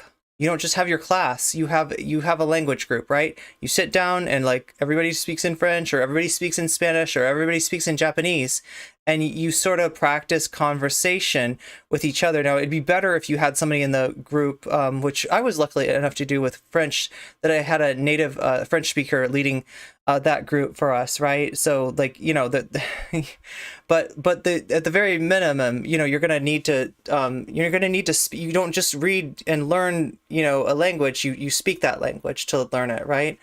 His videos are so long-winded, tedious though. It's 20 minutes and it's covered up again. I'm making it last longer. Great night. Oh my God. Now, I'm sorry.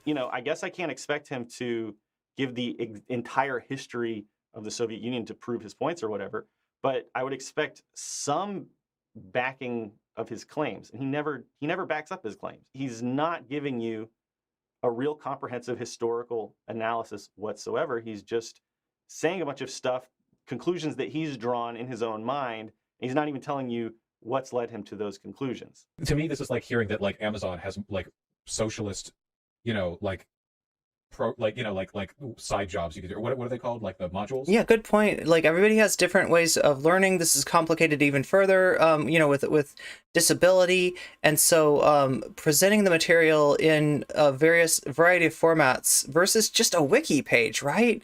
And like, I mean, I don't know. When I'm reading a wiki page, it's for a goal, right? I usually don't read. Well, no, actually, I have gotten on wiki.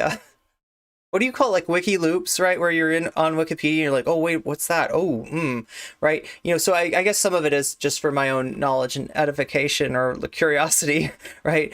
But a lot of times, like, my engagement with Wikipedia is because, like, okay, like, I'm talking about this thing, but I don't understand that thing. And I need a basic, you know, run through of what the fuck we're talking about, right? But it's not good for giving you any more than that, right? It's not good for giving you any more than just a basic, and that's only because there's no time to, you know, do a deeper dive in it, right? You can learn anything from a wiki page. Yeah, like socialism Vaush, modules. presumably. You know what I mean? All of this criticism that he's making of the curriculum that Luna translated, he's making it without having examined the curriculum at all. I know. How do I know this? Because currently the curriculum only exists in Vietnamese. Why do I know this? Because Luna's the first person to be translating it to English. Now, the videos that she's made are drawn from the same source material. And if you watch all three of those... Did he actually claim to ask Alexa, there you go. Did he actually claim to have read the to have read the text that she's talking about? Like, right? Because yeah, EJ pointed out this text doesn't exist in English. It has no reason to exist in English, right? Luna's like translating it because that's how she learned dialectical materialism. She does content in English and she wants to kind of be able to convey that to her audience, right? So that's the only reason, you know, that, you know, we're getting a version of it, right? But it doesn't exist yet, right? It's not translated. Which he hasn't. He's only watched. Like, did Vaush use his clan ops to hack Luna's you know, computer and get an advanced copy of the translation?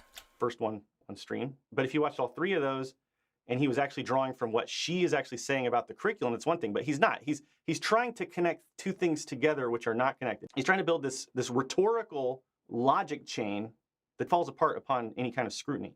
He's saying, okay, oh my God, of all, they're huge about this. They're huge on the rhetorical logic chains. They're not so huge on making sure the rhetorical logic chains are durable or even workable. That's what I found out with Irrelevant, right? Like, I thought that, you know, at the time, like, I had respect for the DGG people. I thought they were, you know, they're all about consistency. They are deep thinkers. They want to, you know, interrogate, you know, why you think something, right? But in reality, you know, all it is it's a chain of logic designed to trap you into agreeing with something that you very much should not agree with.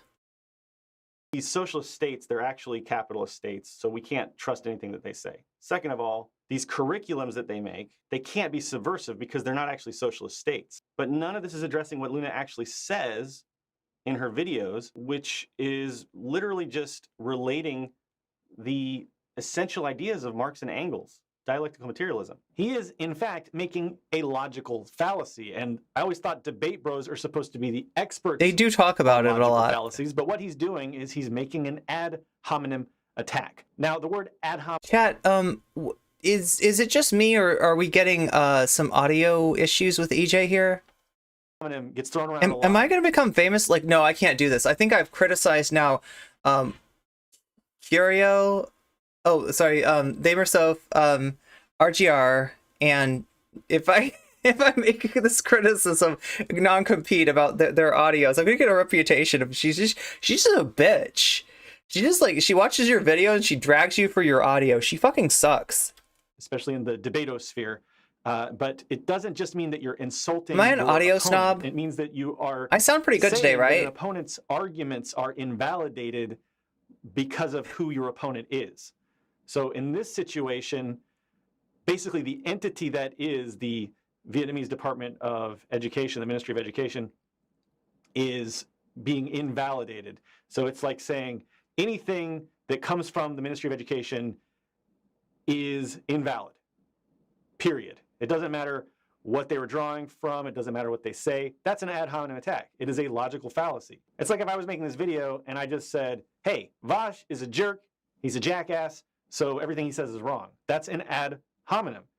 It doesn't stand to scrutiny. Also, again, Vaush knows nothing at all about the Vietnamese Ministry of Education, doesn't know anything about the materials that they produce, has never seen the curriculum, hasn't even watched Audio the good. video, doesn't even know what she's going to say. So Vaush maybe I wants just you have to go ahead and dismiss all of these ideas from this curriculum, sight unseen, even though he's not seen them himself, simply because they come from a state which he doesn't think is legitimately socialist, as to say.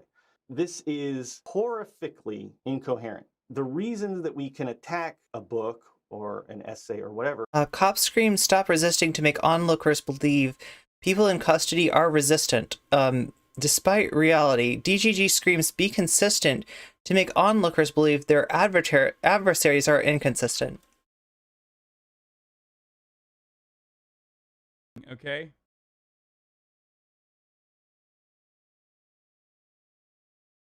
Or because There of we the go. things that they contain, the content. Okay, the background is important in studying the work because, again, you do want to seek a historical perspective. But Vaush doesn't know who wrote these books. He doesn't know the conditions under which they were written. He doesn't know the original sources from which they draw. And it's all evident in Meow. this little sophistic Heckling. false logic chain that he presents and that his audience just, eats up because they don't know any better. So I'm going to show you now, some excerpts from this book that Lynn has been tirelessly translating for over a year now. Look, it's all just referencing Engels. According to Engels, dialectics, so-called objective dialectics, prevail throughout nature, and so-called subjective dialectics, dialectical thought, is only the reflection of the motion through opposites, which asserts itself everywhere in nation, blah, blah, blah, blah. And then down here, two more quotations, citations. Socialism, Utopian, and Scientific, Friedrich Engels.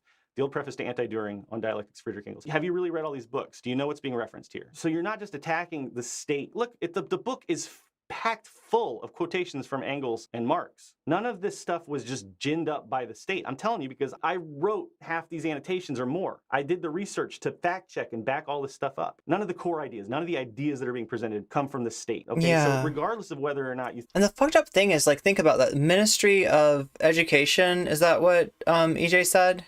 Right? So, if you're in the UK, I'm pretty sure you have a Ministry of Education. If you're in the United States, it's a Department of Education, right? But somehow, when Vaush says it the way that he says it, it makes it sound like we're talking about the ministry. Oh, so propaganda. Oh, so state run. They get all these ideas of, like, they just imagine these, like, evil Vietnamese, like, communist officials being like, we're going to brainwash these poor kids, right? And what EJ's saying is that, like, it's not shit that just was like, okay, what are we gonna force down people's throats as the communist, which Vietnam hasn't been communist, like, for years, right? Anyway, the government of Vietnam, which like maybe has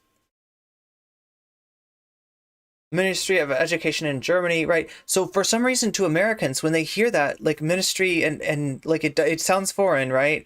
And then it's not too many leaps and hops to say is like East Germany, like it's not that far off from, like, so you get your ignorant audience and you prime them to think, like, but first of all, understand this is brainwashing material written by a bunch of, like, communist nerds in Vietnam. Think that the state is legitimately socialist. This curriculum is rooted at the very foundation in direct quotes from Engels and Marx on dialectical. I mean, it's not so much about Vaush, it's about, like, the audience, right? And with an American audience, like, it's not that hard to lead us to think that anything called the ministry of something is sus, right? Because we don't have ministries. I don't think we have any ministries. We have departments. We have, we have departments. We're pretty much department people over here in the United States. And the philosophy that Luna's presenting. Look, this is all quotations from Marx, from Engels, from Hegel, even from Lenin's notebooks, philosophical notebooks on Hegel. Have you read those? It's filled with citations. Anti-Düring. Yeah, but EJ, I mean, what if those citations are clip-chimped?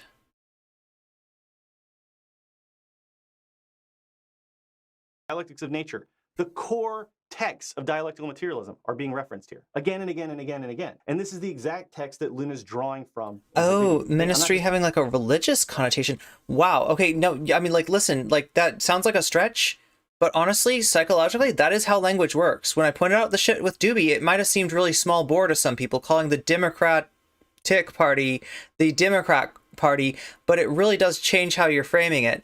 And the reason I was pointing it out with Doobie is Doobie was trying to come at us like a non-ideological sort of mediator, right? And that's a dangerous person, right? Now, maybe some mediators just want to mediate, but a lot of times mediators want to control, right? And that's what Doobie was trying to do in that debate, was trying to control the discourse by priming the language, right? So when he pointed out shit, when he said stuff like, when he had like right-wing tells like the Democrat Party, I pointed those out, right? When he calls like anti-fascism Antifa, I pointed that out, right? A lot of people might have thought I was being really persnickety there, but there was a method to my madness, right? I could see what he was doing. There it is. Oh my god. It just goes back to the Hassan watching ContraPoint's Envy video. Making this shit up. Luna's not making this shit up. The Vietnamese Ministry of Education is not making this stuff up. They're drawing it directly from Marx and Engels, and yes, Lenin as well. It's like, hey guys, listen, Bezos isn't so bad. Look, you can take a listen, okay? It's called the People's Warehouse. It's like, so yeah. Show me, Vaush, where anywhere in Luna's video or anywhere in the text they even talk about the state like this. They don't tell you anything positive in the entire 300-page book, which will be coming out soon. You can get a free copy for yourself. The digital version will be free, so you can go and check this hopefully within a month or two. They never talk about even justify the state. They never even talk about that. The whole thing is about philosophy. So Vaush right now is talking about shit he does not understand at all. He has no basis to be saying the things that he's saying. He's acting like this is a textbook on why you should worship the state. It has nothing to do with that. It's about things like, you know, the relationship between consciousness and the material world. It's about how things develop over time. It's about how all things in the universe are connected. He's painting a picture that is inaccurate. It's dishonest. And quite frankly, it's harmful to the left. He is, as Malatesta wrote, dividing the working class even where there are grounds for unity. And this is what he does throughout the video. I never Ministry sounds like something from 1984 or V for Vendetta. But that's because of them being British. thought I would need any of this knowledge ever in my life. I thought I would just be a normal government office job for the rest of my life. But the world has gotten so scary so fast. Now I know that this knowledge is very important, and I'm glad I got to study Marxist, Leninist, and Ho Chi Minh ideology so deeply as student. So I'm going to share this knowledge with you now, but I will try— In the US, you only hear ministry, and yeah, it does have like not just a religious context, but I feel like I always hear it in a evangelical context. I will make it much less boring than my college classes were. I was born and raised as Marxist-Leninist. In Vietnam, we study Marxist-Leninism and Ho Chi Minh talk from primary school all the way through college. That's so goddamn weird. What is that? Why is it weird? That definitely sounds like a economic and philosophical. It's not indoctrination. The weird thing is, okay, there's a very big difference, I think, between like being sort of implicitly taught something and being sort of like explicit state ideology. You don't know what she was taught, Vaush. You don't know what she was taught. You've never seen a Vietnamese textbook. You don't speak Vietnamese, and this curriculum has never been translated into English until now. You don't know what she was taught. You don't know what you're talking about, but you're so confident. This is not how leftists should behave at all. This is not conducive to building a movement in which we trust each other and in which we are grounded in reality. You're making shit up. Debate bros are always accusing everyone of straw manning. That's exactly what you're doing. You're building a straw man of what Luna was taught. You don't know what she was taught. There's no way that you could know unless you speak Vietnamese. The book's not even out yet. The curriculum that she translated, which by the way, even the 300-page textbook is only the first part of one. I'm so tempted from one chat. I'm so tempted to chroma key EJ's background of the classes that Luna took. You don't know, and just put him in clan ops with me. Just like it's me and EJ talking in clan ops, right? She was taught. You're making gross assumptions with absolutely no— Yeah, who said Vaush was interested in that though? Luna needs better production values, like animation or stock footage or something. Yeah. No grounding in reality. That's what you're doing. I'm sorry, there's no other way to put this. And I know this is somebody who has actually been going through this book in, with the fine-tooth comb, checking every single fact, annotating it. Now, if you want to attack the ideas that Luna has, then actually talk about the ideas that she has, okay? What she's doing right now is she's explaining how she's come to possess this knowledge, okay? Which, yes, you could be skeptical of it, and that's fine. If all Vaush said at this point is, we should be skeptical because this is coming from a state that blah, blah, blah, I don't trust, blah, blah, blah. That's fine, but he's not. He's presenting as fact bullshit that he's just plucking out of his imagination. That's what he's doing. Okay. There's no imagination, sure. Again, Vaush is just making shit up and presenting it as fact, and it's very dishonest, disingenuous, and misleading. It's misinformation. He's actually doing what he accuses the USA of doing. He's indoctrinating his audience right now. Look at this chat. And not even disclosing that he's indoctrinating them, because he's presenting all this stuff like he knows what he's talking about and like he's gone and done all this research, and he doesn't know what he's talking about. He hasn't examined the curriculum. He's doing exactly what the USA curriculum of capitalist. We're just here in clan, just a couple of friends in clan ops here. With unironic obliviousness and a complete lack of awareness of what he's actually doing and how he's doing exactly what he accuses the USA of doing. Now he's going to try to build the case that Vietnam is a capitalist country. So basically, nothing that you're going to see here has anything to do with the subject at hand. He's going to go to Google and quickly Google the GDP and do some hand waving about how the economy has gotten a lot better, which is supposed to be evidence for the fact that Vietnam is capitalist. And therefore, if Vietnam is capitalist, then nothing that comes out of Vietnam from Vietnamese socialists has any validity whatsoever. It's a way of discrediting Luna and silencing the Vietnamese socialist perspective. And again, it is a logically fallacious ad hominem attack. It's an attempt to poison the mind of the viewer into believing that anything that Luna will say in this video is immediately a priori invalidated, even though Vaush has never seen the video and has no idea what Luna is going to say and has no idea what sources are being drawn from. It's really outrageously ridiculous if you're paying attention. The problem is Vaush's audience is just nodding along and just scooping this stuff up without any critical thinking about the absolute disconnect between the GDP of Vietnam and philosophical What do you think, points chat? About dialectical Do you like materialism. did you like watching the video Just like watch. this? Yeah, look at that. Right down here. I wish this was more like exponential or whatever, but like right here, back in 1988, I think, 1989, their GDP per capita was less than $100. It was 1/7 of the Philippines. Like, look at this. Nothing. And now it's like 30 times that, which is pretty incredible, right? GDP is a capitalist creation, and Vietnam is a capitalist country. I'm not sure what the issue is. Oh, it's GDP is a capitalist creation, and Vietnam's a capitalist country. That doesn't mean Wait. anything. It's just another example of sophistry. He just throws that out there as a little dig at Vietnam to try to undermine Luna's points about dialectical materialism, which really have nothing to do with any of this. This is sound and fury signifying nothing.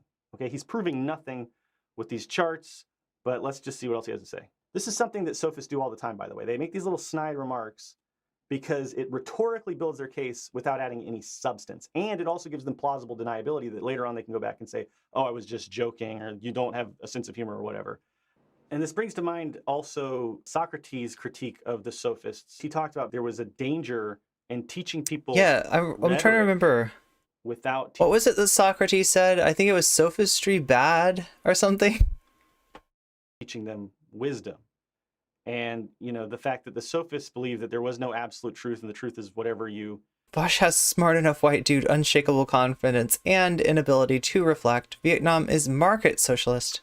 You know, argue your way to defining. And Socrates talked about how the sophists would like blur the lines between humor and seriousness. So you never know if they're joking or not. So that if you ever do catch them in some kind of fallacy or... Wait, chat, is it just me or does that sound like Dylan's kayfabe? Does that sound like Dylan's kayfabe?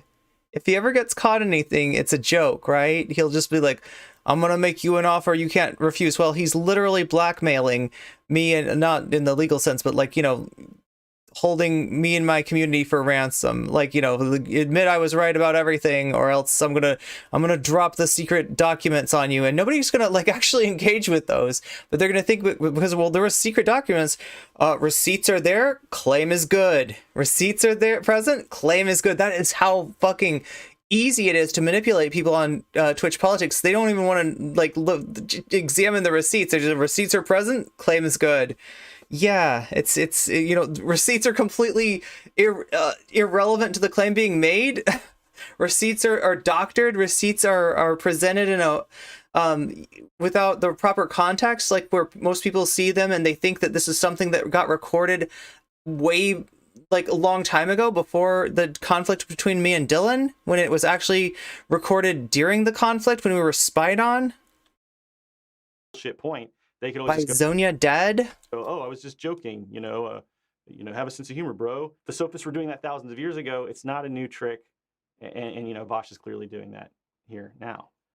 30 years is meaningful in any way, then yes, that does mean something. There is some kind of metric worth there, Terminologies and The sophists were base. Plato was an ass who liked to write strawman versions of the sophist.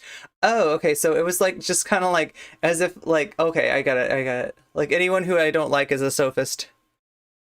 Basically just authoritarian stock names. If you want Never trust someone named Dylan. Countries. Yeah, Vietnam has some good stuff, but yeah. He just went and Googled a chart and looked at it for a few seconds. So there was absolutely no point in anything Vaush just said at all. For over 100 years, Marxism has been tested all over the world. Many times, communism has almost been... I'm afraid of the distortion of truth, Umar. That's what I'm afraid of, right? When people can create rumors that come true, that have a reality to them because people believe them, that's what I'm afraid of. When people can manipulate our consensus reality, that's scary stuff. And yeah, I ran into some people who mess around with that, who do that kind of rhetorical black magic, right? You fight lies with truth. Yeah, I mean, I tried. wiped out by capitalism. But to this day, Marxism still exists, and lately it's been growing more and more popular, even though capitalism has spent so much money and so many resources trying to wipe us out. For example, in the USA, capitalism is what gives the white supremacism and transphobia and all other forms of bigotry their power. It's the capitalist state that uses this, and lately it's been growing more and more popular, even though capitalism has spent so much money and so many resources trying to wipe us out. For example, in the USA, capitalism is what gives the white supremacism and transphobia and all other forms of bigotry their power. It's the capitalist state that... No. Incorrect. Moving on. No, I will not elaborate. Any economic superstructure is going to be vulnerable to exploitation from bigoted groups, but whoa, okay, so here's the thing. Vosh is not noticing the way that these bigotries don't just like, it's not that the bigotry reaches into the capitalist system and forces itself on the capitalist system, right? The bigotry gets used by the capitalist system. The bigotry benefits the capitalist system. The bigotry divides the people who would otherwise overthrow the capitalist system. What do you fucking mean? You don't see how how that, like, you don't see how that relationship works. Seriously. Like, this is kind of basic shit, right? This isn't something you have to, dig through Capital for. Like, this is, you can't stop people from believing what they believe. It's impossible. All you can do is what EJ is doing here, present a better argument, and those who will listen will listen. Those who don't, fuck them. Well, yeah, I mean, now we got to talk about the relationship between narrative and truth, right? Because narrative can be a representative of truth. The problem is narrative can also be a means of distortion of that truth. There we go. That's better. I got snow. I had dandruff. The spots on me. That could be not actual dandruff, chat. Not actual dandruff. When did she say otherwise, Vosh? When did she say otherwise? When did she say that capitalism is the only economic mode of production that can have secondary contradictions and other forms of oppression? That's how I feel, Spade. Extensively in other works about secondary forms of contradiction and how Vietnam is still working to dismantle. Yeah, and it's Vosh doing apologia for capitalism is heartbreaking. It's also indicative of something, right? And that something is a capitalist realist mindset. Secondary forms of oppression as they're building socialism. She's written about these things. There's always going to be people who will distort what you say and lie about you. You cannot stop that. So don't try. Just present your truth. You are literally putting words in her mouth that she did not say. The definition of straw manning. You're saying irrelevant bullshit right now. She didn't say that capitalism is the only form of economic production that leads to things like bigotry and prejudice and sexism. She said that under capitalism, it is the system of capitalism, which this is, by the way, basic Marxism, right? The economic base defines the superstructure. The superstructure also impacts the base. She's saying that under capitalism, it is capitalism which defines and So yeah, this is the whole like primary, secondary nature between the material condition modes of production and the superstructure. Forms of oppression to exist as they do. A great example of that is whiteness. I have a whole video on how whiteness as a form of oppression dialectically developed alongside capitalism. Okay, so whiteness and racism against Yeah, black people capitalism and people of color definitely form, capitalizes on bigotry. You should know this. Yeah, the form which it takes. it almost requires it, right? And that's why you see that even like though over time certain types of bigotry might abate to a greater or lesser extent, it doesn't just disappear. It goes somewhere, right? New forms of bigotry emerge. The bourgeois civil society, the superstructure which we have today, it exists in that form as determined by capitalism. That doesn't mean that it will just magically disappear when capitalism disappears, and capitalism won't magically disappear. And she never said that. And she didn't say that there aren't problems with The Planned Parenthood clinic one of my friends got her HRT from closed down, and now she's afraid of losing access to it. You know, different forms of oppression like sexism in Vietnam today. Let me just put it like, okay, so Vaush always likes to think of things in electoral political terms, right? So for the Vaushites out there, let me put it this way, okay? We know the Democratic Party on some level are paid losers, right? They don't want to win. They have an electorate that they have to appeal to, and they've got donors that they have to appeal to. But their first duty is to the donors, right? And as such, you look at, especially a large figure in the Democratic Party, somebody like Obama, somebody like Hillary, somebody like Buttigieg, and if they get in a time where there's a lot of agitation for something like student loan forgiveness, what are they going to do? They're going to drag their feet. They are going to make sure that if we have to get student loan forgiveness, we get the weakest form of student loan forgiveness. Now, why is that? Because just like the debate bros, this St. George has got to leave the dragon alive to fight it next week. The Democrats, if they actually started doing stuff, if they actually started improving our material conditions, they'd be expected to do other things, right? Now, they'll do stuff like gay marriage when it's not like it doesn't cost capitalism, it doesn't cost their donors like money to allow, that to happen, right? They'll make, they'll do that, but even that they're kind of slow on. Like, look at the fact that like Obama himself did not want to take on, that issue, right? During his term. It was only like Biden's loose lips that kind of like, brought that into the forefront, right?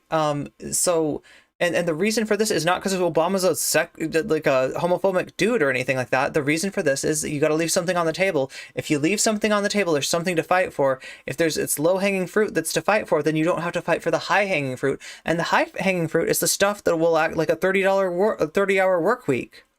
Oh my gosh, now you just changed the power relationship between worker and management. By making a 30-hour work week, by, ensuring, that people are getting, like, say, paid the same amount for less work, because honestly, with automation, we have less work to do. We don't have, full employment. So why are we, kicking people's asses in these jobs, working 40 hours a week when we could be employing more people at 30 hours a week, right? It doesn't make sense.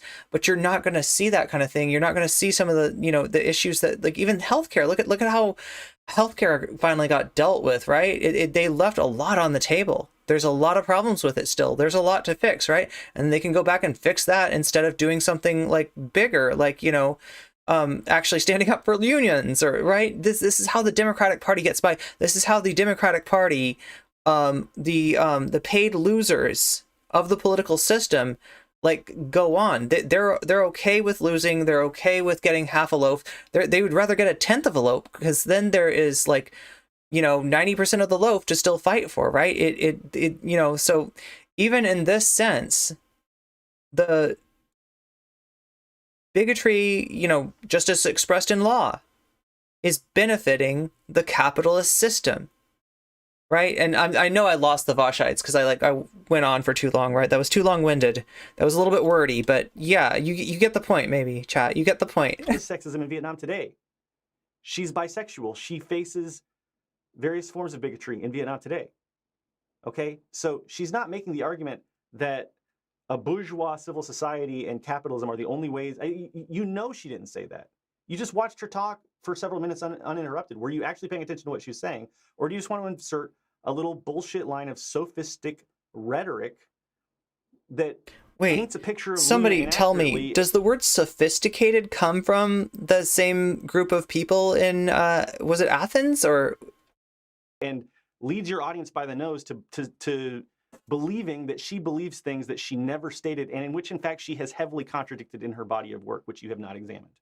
There is no economic system that can insulate you from bigotry. They're two, not separate, but two distinct fights that have to be won. Distinct, by the way, and if you study dialectical materialism, you'd understand this. And this is something that Luna taught me. Just as these forms of oppression are dialectically linked, in the sense that capitalism determines the ways in which oppression can function, right? Because under capitalism, the people with power are the capitalists, right? The bourgeoisie. And just as those forms of oppression reinforce each other, right? We know that racism and capitalism reinforce each other. Do you disagree with me? I know you have a bachelor's degree in sociology. Do you disagree with me? They reinforce each other, right? When you affect one thing, it affects the other thing. And when you fight racism, for example, you are also fighting capitalism because they reinforce each other. If you're doing it properly, and if you understand what you're doing, and that's all that Luna's really trying to say with her whole video series, is that these things aren't distinct. They're not static. They're not some kind of metaphysical construction of independent static ideas.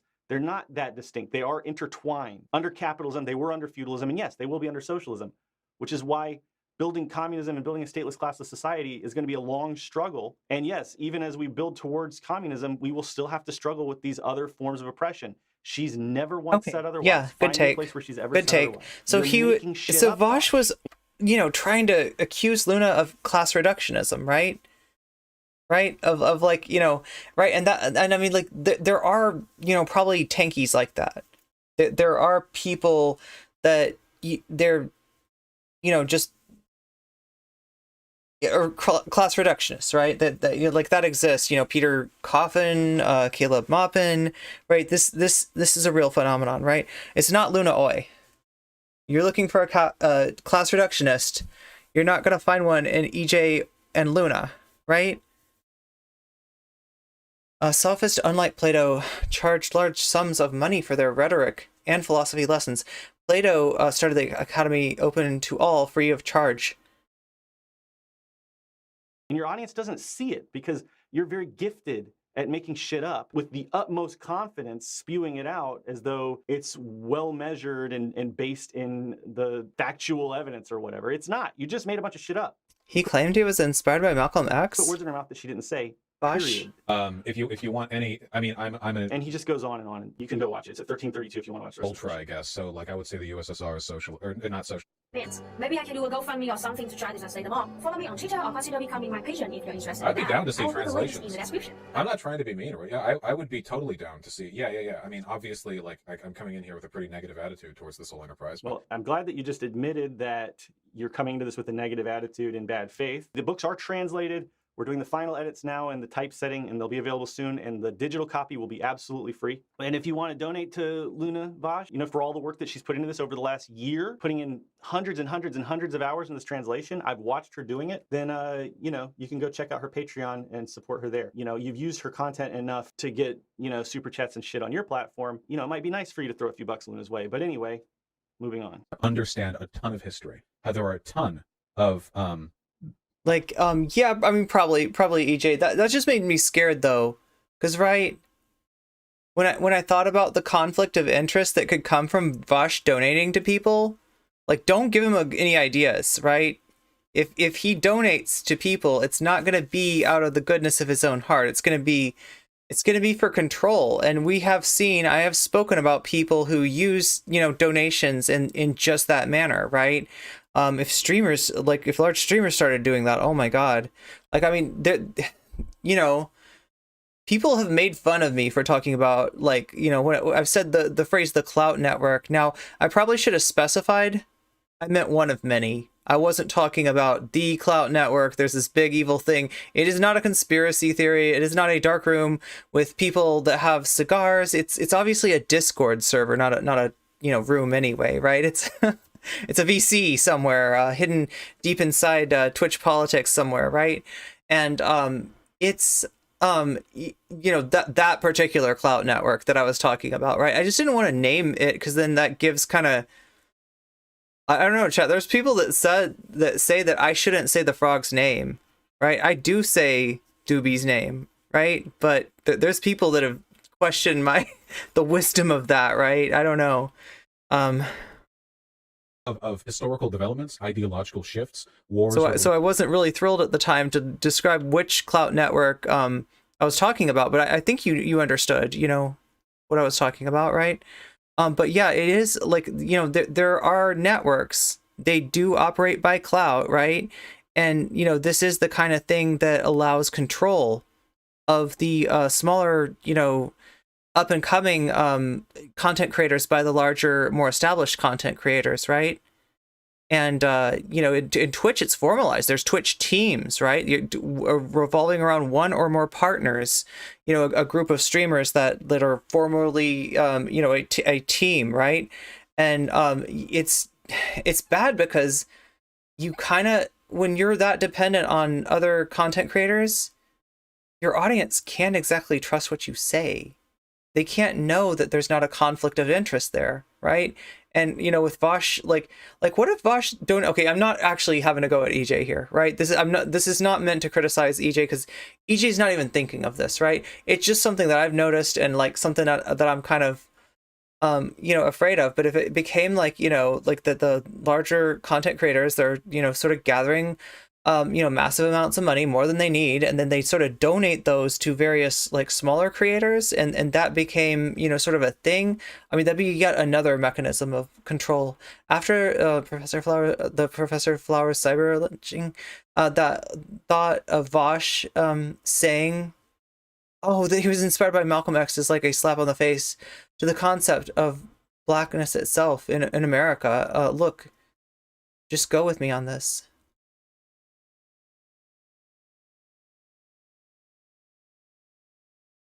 Reason I mentioned that sophisticated might be related to the sophist being associated with the aristocracy of Greece. Triggered by Malcolm X, maybe. Yeah. Yeah, I mean, I don't know when he said that, but... With dialectical materialism, that means you need to be able to dialectically argue about the world from a materialist perspective. Wow, that still sounds complicated, doesn't it? But it's interesting. I think it's easy. What's that meme right there? Monorail. Mono means one, and rail means rail. You've obviously never been a teacher, Vosh, because that's how you introduce topics. If you say something like dialectical materialism to people who've never heard the term before, their eyes gloss over and they don't know what they're talking about. It's not absurd to explain how these words relate to each other and what they mean. Again, this is just sophistry. This is puffery, okay? You're not actually saying anything. She's explaining it very carefully so that people like you won't go and misinterpret and slap in the face was exaggerated. I don't know. I was going with you. Saying. I know you think you're the smartest guy in the room, but she's actually making a point right now, especially people who aren't versed in... Malcolm X invented black nationalism. How can Vaush be inspired by Malcolm X yet claim to know or be against black nationalism? One of many ways we know Vaush is full of shit. Dialectical materialism, like you. Does anyone have any questions? I don't want to nitpick the theory bit. I want to let her finish, and then I'll talk. Easier to understand in Vietnamese. In Vietnamese, we call dialectical materialism chủ nghĩa duy vật biện chứng. Biện chứng is dialectical, and it means arguing according to evidence. I think the Vietnamese version will help you understand the difference between Hegel's dialectical idealism and Marx's dialectical materialism, because Marx and Engels believe in using movable material evidence to argue dialectically. That's very important for... No, it's not about material evidence. It's about material conditions. No. What are you talking about? No. Okay. Hegel and people more aligned with Hegel and Marx had different understandings of how progress was made in the world. You see, they were both modernist philosophers, which meant that they believed that the human experience, the philosophy of the world, the nature of things, could be concretely explained in singular narrative ideologies. So once again, Vaush proves he has no idea what he's talking about. So this is, again, the book that Luna's been translating. Dialectics is a philosophical methodology which searches for truth by examining contradictions and relationships between things, objects, and ideas. This is what Hegel and Marx have in common. Marx Oh and my Engels God, something just studied dawned on me. Okay, so I have done not what Vaush is doing, but something similar before. Like when I'm watching somebody that's talking about something that I'm familiar with, and I want to demonstrate that to you, my audience, which I probably shouldn't, because I don't think I have anything to prove, right? That's not helpful. I don't have anything to prove, right? But I've like, before they say the thing, I try to do my explanation of it before they do theirs, to just show you, hey, no, this isn't the first time I've come across this concept, right? And yeah, it's a little bit cringe now that I think about it. Hegel was literally an idealist. Hegel's dialectics, his dialectical system. And they thought that it was very interesting that Hegel created a universal system of philosophy within a dialectical framework. They thought that was useful and valuable. But they were completely broke with Hegel over idealism. There's a reason that we call the philosophy of Marx and Engels dialectical materialism. And it's not because of the word material conditions. Yes, Marx and Engels talked about material conditions. Yes, material conditions are important for the development of socialism, and Vaush is just trying to dunk on her. Things like human society, okay? And we'll talk about that more in just a second. But they broke with Hegel's stance of idealism. Hegel believed that truth was found through conscious activity. He was, in that sense, an idealist. Marx and Engels were materialists. Dialectics is this ancient classical philosophy that the Greeks used, this kind of framework for discovering truth. Hegel resurrected those ideas and formed them into this method of philosophical inquiry for German idealists. As Engels wrote in Socialism, Utopian, and Scientific, Hegel's work's greatest merit was the taking up again of dialectics as the highest form of reasoning. The old Greek philosophers were all born natural dialecticians, and Aristotle, the most encyclopedic. Well, no, it wasn't what Vaush was doing there, but I do think that there's an element of Vaush trying to be like, look, I'm not a dumbass. I know about dialectical materialism. Let me tell you what, let me say it before Luna does, just to show you, like, right, that I know what I'm talking about, right? And yeah, that was the similarity in what I did. I was trying to, like, show off what I knew.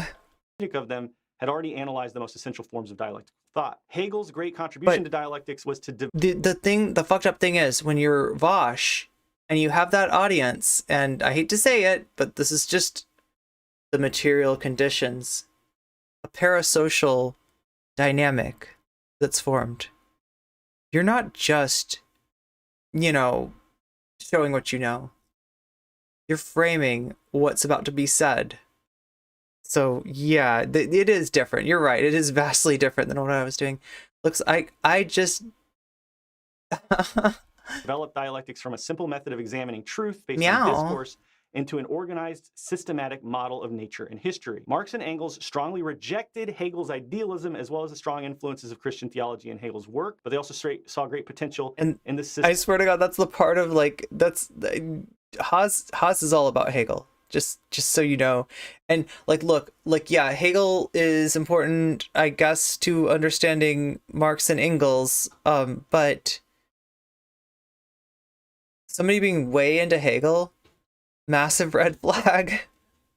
Massive red flag, usually. I don't know. No, I shouldn't say that. I'm sure there's people that are really into Hegel, and they're not sussy Bacchus at all, right? I'm sure there's of dialectics. As Marx explained in Capital Volume 1, the mystification which dialectics suffers in Hegel's hands. Hegel was a mysticist, an idealist, a theologist, a fideist. This mystification by no means prevents him from being the first to present its general form of working in a comprehensive and conscious manner. Comprehensive is very important here. It means that it's a universal system of analysis. That's what Marx and Engels liked about it. Oh, Vaush is doing it because he feels like the big white daddy against Luna's little girl understanding of the topic. Yeah, framing. But they thought there were a lot of problems with the system. They thought the fundamental idea of creating a dialectical system of analysis that could be universally applied to all things, phenomena, ideas was good and cool, but they didn't like the idealism which permeated Hegel's works. That's why they conceived of materialist dialectics, dialectical materialism.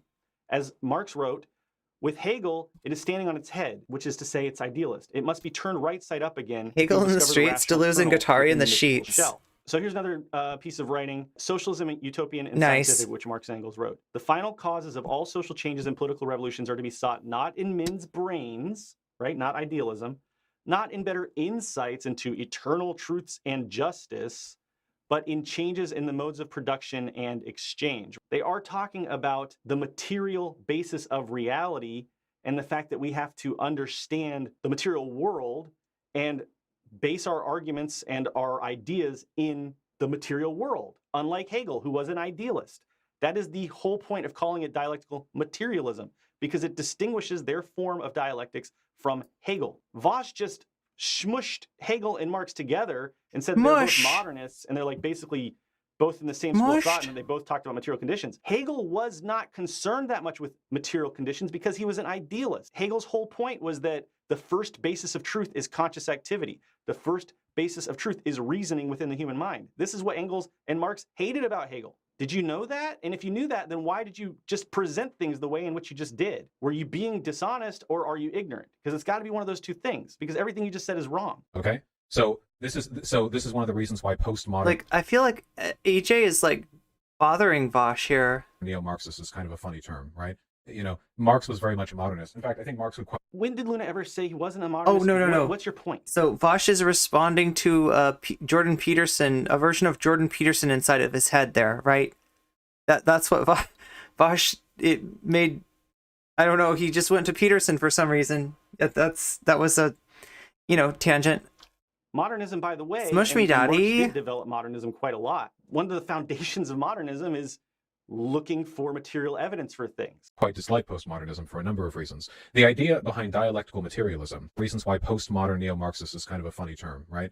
You know, Marx was very much a modernist. In fact, I think Marx would quite dislike postmodernism for a number of reasons. The idea behind dialectical materialism is that the forces which move the world forward, which dictate history, human progress, are caused by the antagonisms which arise between different people's material conditions and class desires, or their what's that term?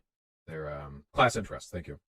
He's describing now historical Smash this materialism, which praxis. is rooted in Smash. dialectical materialism. So this is something where the waters are super muddied. Even Google, for some reason, says that dialectical materialism and historical materialism are interchangeable concepts, but they're not. Historical materialism is the application of dialectical materialism to history. And what's remarkable about that is that Marx and Engels were basically trying to develop a scientific He's one way sexy of looking at daddy. history. Yeah, and they saw mean, class struggle rooted in you're not material wrong. conditions as the driving force of history.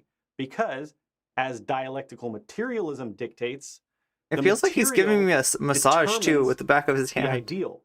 In that sense, the economic base, the structure, determines the superstructure. Things like our Okay, I should probably move him over. our just to culture, our not art, religion, etc., etc. confuse but those things anyone. also impact back on the material. That's the key point of dialectical materialism, is that the material determines the ideal, but the ideal also impacts the material.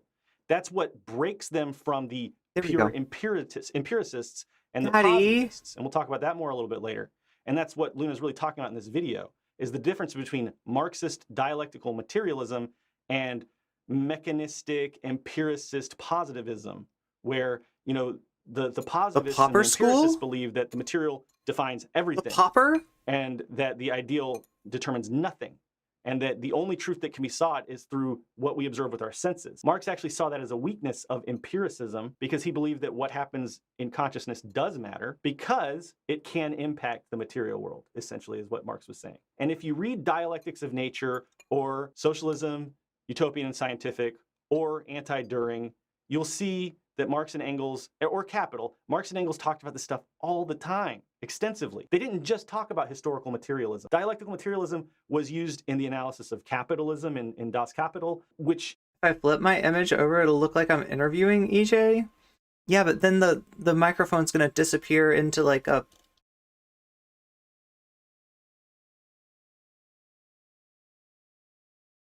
Do I really not have like this on hotkey?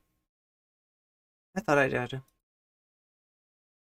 I really thought I did draw from historical materialism, but historical materialism is a specific application of dialectical materialism to history. But Vaush here is talking about historical materialism as if that is what dialectical materialism is. It's not. Historical materialism is a specific kind of focused field of dialectical materialist philosophy to history. I don't know how else to say it.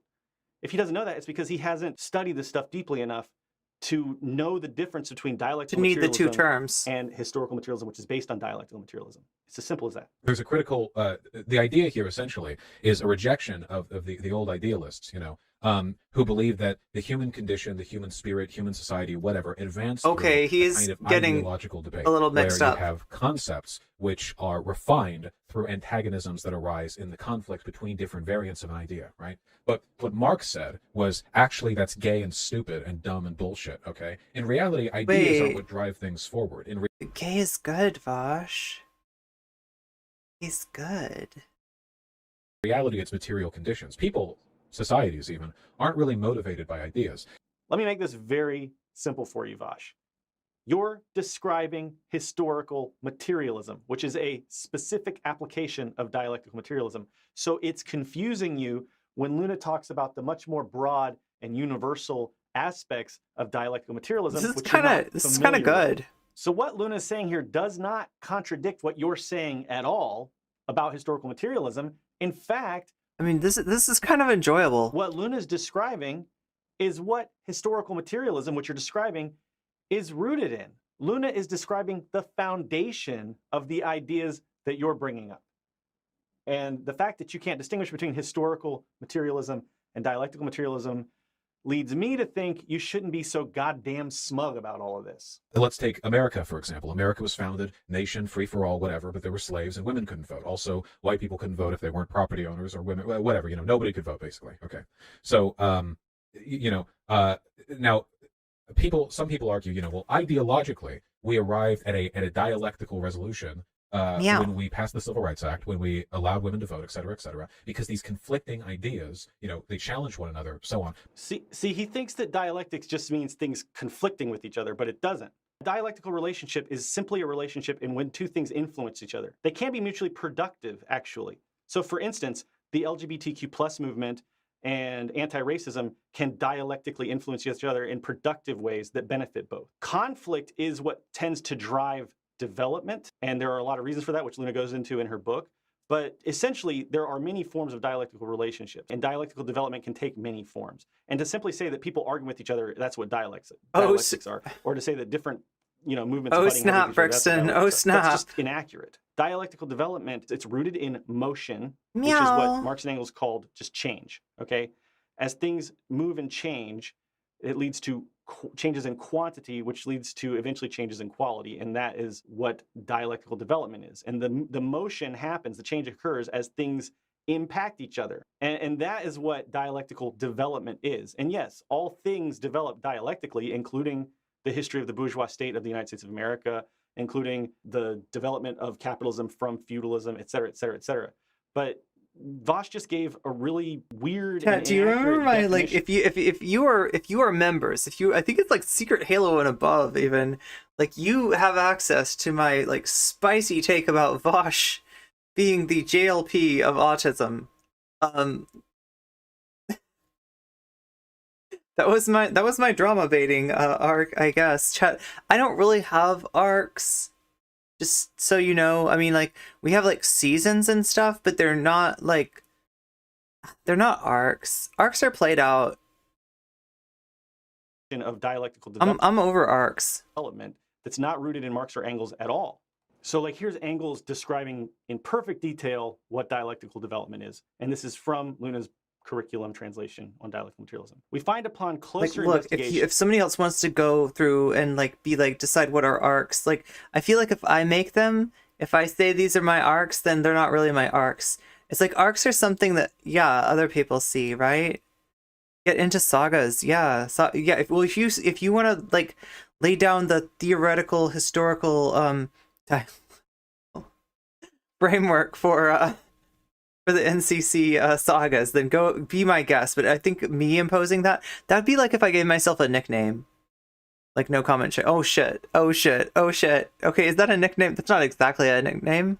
that the two poles of an antithesis, positive The and only arc you care about now is l'arc ancien. negative, are as inseparable as they are opposed, and that Yeah, despite all their l'arc opposition, they mutually ancien. interpenetrate, are mixed together. And we find, in like manner, that cause and effect are conceptions which only hold good in their application to individual cases. But as soon as we consider the individual cases in their general connection with the universe as a whole, they run into each other and they become confounded when we contemplate that universal action and reaction, in which cause and effects are eternally changing places, so that what is effect here and now will be cause here and then, and vice versa. So Engels is explaining, I'll just read the annotation, that since all things, phenomena, and ideas are relationally linked and interrelated, the mutual impacts and processes of development which lead to change, the reasons and results which transpire between all things, phenomena, and ideas, are all linked and interrelated. In addition, what we see as the result is also the reason for some future result. This is called the law of unity in contradiction, and it's a key core, Okay, wait a minute. foundational element of dialectical materialism. It means that things in the framework of Marx and Engels are individual cases, but as soon as we benefit both. Conflict is what tends I was doing the thing where I pay attention to chat instead of watching the content I'm supposed to be reacting to. to drive development, and there are a lot of reasons for that, which gotta Nina do goes both. into in her book.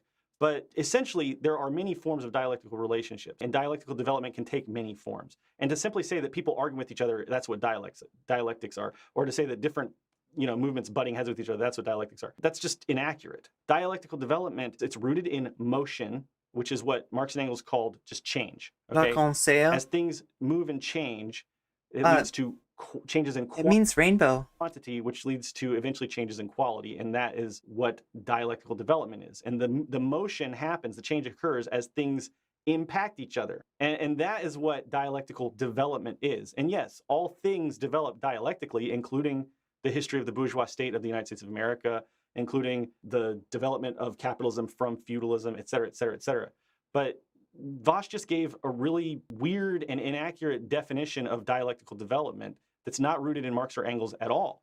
So like here's Engels describing in perfect detail what dialectical development is. And this is from Luna's curriculum translation on dialectical materialism. We find upon closer investigation that the two poles of an antithesis, positive and negative, are as inseparable as they are opposed, and that despite all their opposition, they mutually interpenetrate, are mixed together. And we find in like manner that cause and effect are conceptions which only hold good in their application to individual cases. But as soon as we consider the individual cases in their general connection with the universe as a whole, they run into each other and they become confounded when we contemplate that universal action and reaction, in which cause and effects are eternally changing places, so that what is effect here and now will be cause here and then, and vice versa. So Engels is explaining, I'll just read the annotation, that since all things, phenomena, and ideas are relationally linked and interrelated, the mutual impacts and processes of development which lead to change, the reasons and results which transpire between all things, phenomena, and ideas, are all linked and interrelated. In addition, what we see as the result is also the reason for some future result. This is called the law of unity in contradiction, and it's a key core foundational element of dialectical materialism. It means that things in the framework of Marx and Engels are defined by the relationships that they have internally and externally. As a human being, you're defined by the relationships between your consciousness and your body. You're defined by the relationship between your cells. You're defined by the relationship between all your different organs. You're defined by your external relationships with the foods that you eat, which, that goes from an external relationship into an internal relationship through the digestive process. You are defined by your relationships with your fellow human beings. Yeah, who wants to watch an EJ explains the Krebs cycle video? How about that? You are defined by your relationships with the means of production. And yes, you are defined by your relationship with material conditions. That is the core, fundamental attribute of dialectical materialism. It's not just things arguing and butting up against each other. That's part of it. But that's not what defines dialectical materialism. Marx and Engels saw... And when we break off this phosphate group, we get a GTP. ...the world as one water goes in. Complex system, a process in motion. Marx did not divide things up statically into different struggles. You have your struggle against racism, your struggle against sexism, whatever. He saw everything, all things, phenomena, and ideas in all of the universe as intrinsically intertwined and mutually impacting each other. And he tried to look at things in terms of their internal and external relations. That's how he defined capital, the capitalist mode of production so brilliantly in the book Capital. He defined capital and the capitalist mode of production as this complex system of processes in motion defined by relationships. So that 10 out of 100 would watch. is what dialectical materialism is. It's not what you just said. Some people argue, well, ideologically, we arrived at a dialectical resolution when we passed the Civil Rights Act, when we allowed women to vote, et cetera, because these conflicting ideas, they challenge one another, so on. But And that goes to the electron transport chain, which we'll talk about in the next video.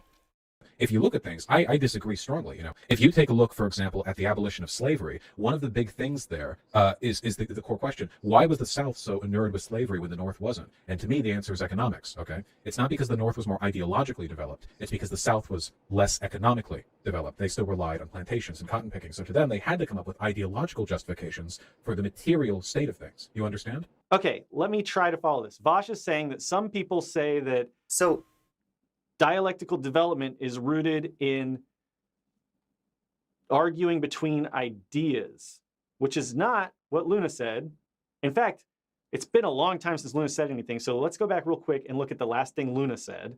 So they took the ideas of Hegel and Feuerbach and developed them to create their system of understanding the world, which we call dialectical materialism. So in order to understand Marxism and Leninism, you have to learn how to examine the world with dialectical materialism. That means you need to be able to dialectically argue about the world from a materialist perspective. Luna said you need to be able to understand the world from a materialist perspective, right?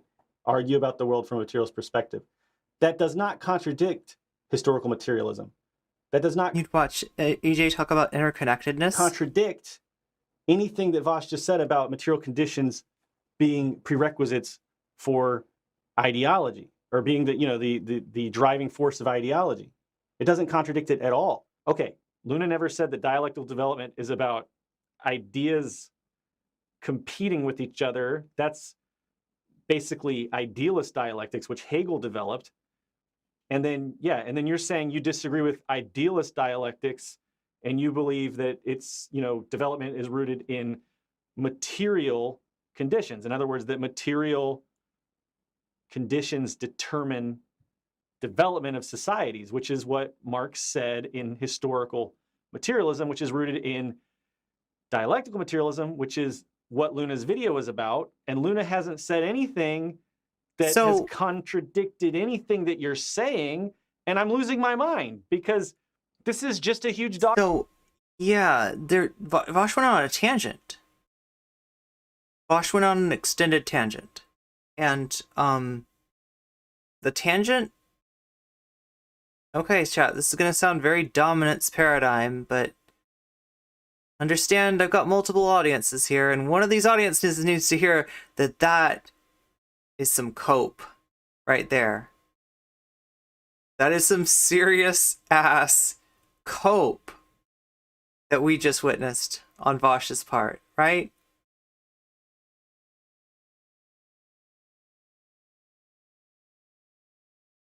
Dog and pony show where you're now inventing and fabricating opponents that you're now debating with, and you've just completely instead of engaging with anything that Luna said, Vosh attempts to demonstrate his understanding of the subject, and then, argues with some straw people that aren't Luna. But it's like a performative thing, because Vosh has got to... Listen, Vosh doesn't want to fight, the actual, oppressive, I'm trying to think of how to put this in Don Quixote. Vosh is more interested in the windmills, chat. Vosh needs to take care of the windmills instead of his opponent, okay? Off the rails and completely forgotten what Luna was talking about. But you're pretending that this is all, towards the ends of kind of destroying weird. Luna. This is kind of weird. What you're talking about has anything to do with anything that you've heard Luna say so far.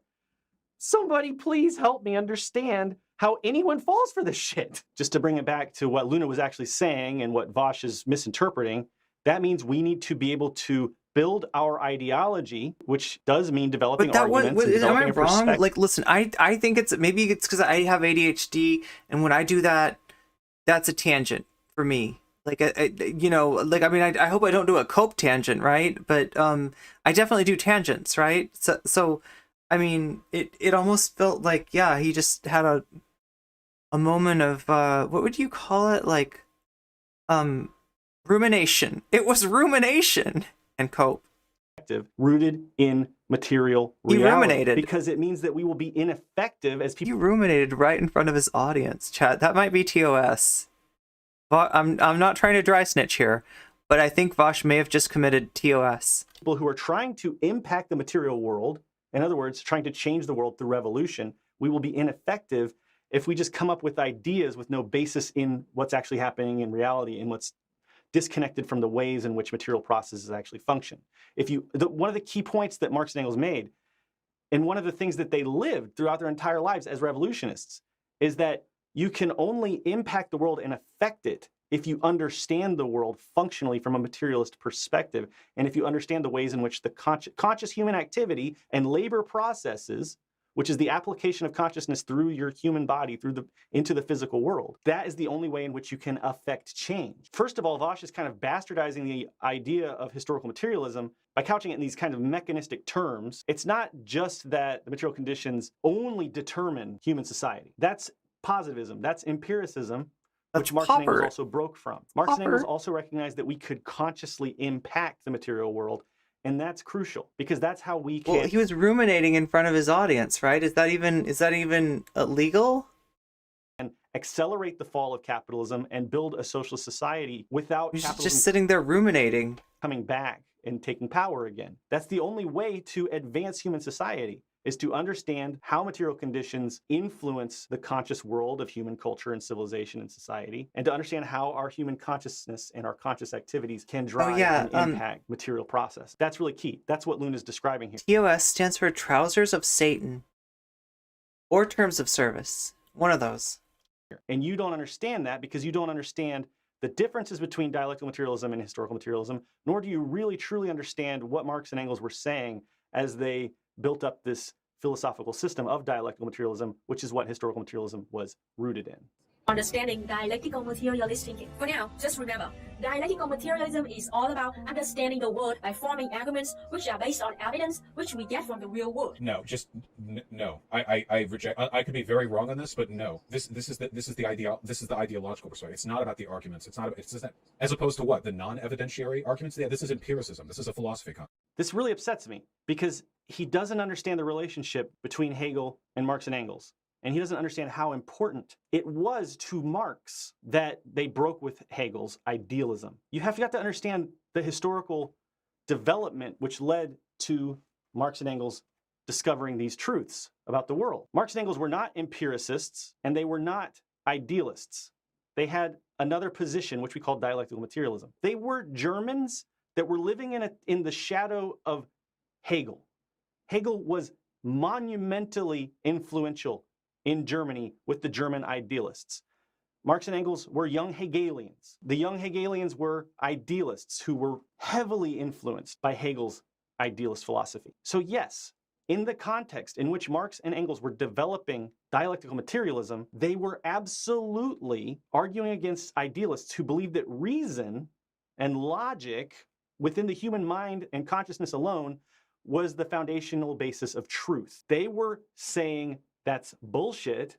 We have to base things on evidence. But they also broke from the empiricists, actually. And that's something else that Vaush doesn't understand. When Luna says that we have to create arguments which are based on evidence which we get from the real world, you also have to realize that this is just the beginning of a 3-part series. Let me show you something that Vaush did not watch, which is part 2 of Luna's 3-part so far series, where she talks specifically about the differences between empiricism and dialectical materialism. In Marx's day, many economists were empiricists, meaning they believed that the only source of human knowledge is sensory experience. Empiricists completely rejected all the things that happen to data inside human brain. This was an earlier form of materialism, and Marx was strongly opposed to empiricism because he felt like it opened the door to idealists who rightfully said that the way the mind processes information about the world is important to understanding ourselves and our societies. Marx knew that what happened inside the mind mattered, and this is what led him to examine the dialectical category of content and form. So yes, Marx and Engels were not the same as empiricists. Okay, and if you watch the rest of her series, you would see her say that clearly. And they were absolutely arguing against idealism because that was the big, trendy meme of the day, which the philosophers that were the contemporaries of Marx and Engels were enamored with. Feuerbach was actually the first to break from that idealism in a sort of form of primitive materialism that Marx and Engels drew from, but that's beyond the scope of this. Those old scientists. That yes, they were absolutely arguing against non-evidence-based methods of inquiry. That's why they called it dialectical materialism, to distinguish it from the idealistic dialectics of Hegel and the young Hegelians. Okay. Now, the reason I was smiling like so weirdly when I said that was because it's not really terms of service, but it's like ruminating in front of your chat. Really, doesn't that sound like a little bit of a personal activity? It's like you're supposed to do rumination by yourself, right? Isn't that how rumination is working? And Vaush's doing it live on a stream, and it just seemed a little bit like, kind of just like a personal moment that I'm not sure we should have seen. All right, to prove that I feel like I might be corrupted, chat. I might be corrupted by witnessing Vaush's ruminatory activities. Luna's not just making this shit up. Let's again reference the works of Marx and Engels when they talked about positivism and empiricism and the problems that they had with that. The translation of the book that Luna's working on talks about empirical consciousness a lot and recognizes the importance of empirical data. There could be children. Yeah, exactly. So drawing from empirical material evidence was very important. Think about the Marx children and Engels in developing dialectical materialism. They thought that everything that we believe about the world should be rooted in material evidence. But they were not empiricists.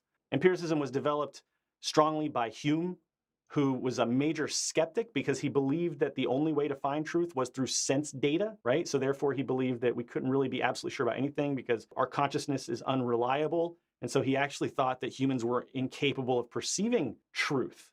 Marx and Engels strongly disagreed with this form of empiricism, and they didn't believe that the material world was the only driving force of reality. They believed that consciousness and labor activity and conscious activity could impact the material world. So that's how they broke from the empiricists, as they also broke from the idealists. So reading from Luna's translation here, Marx and Engels also consider themselves to be materialists. However, they believed that this strict empiricist view made materialism vulnerable to attack from idealists because it ignored rational knowledge that went beyond sense data.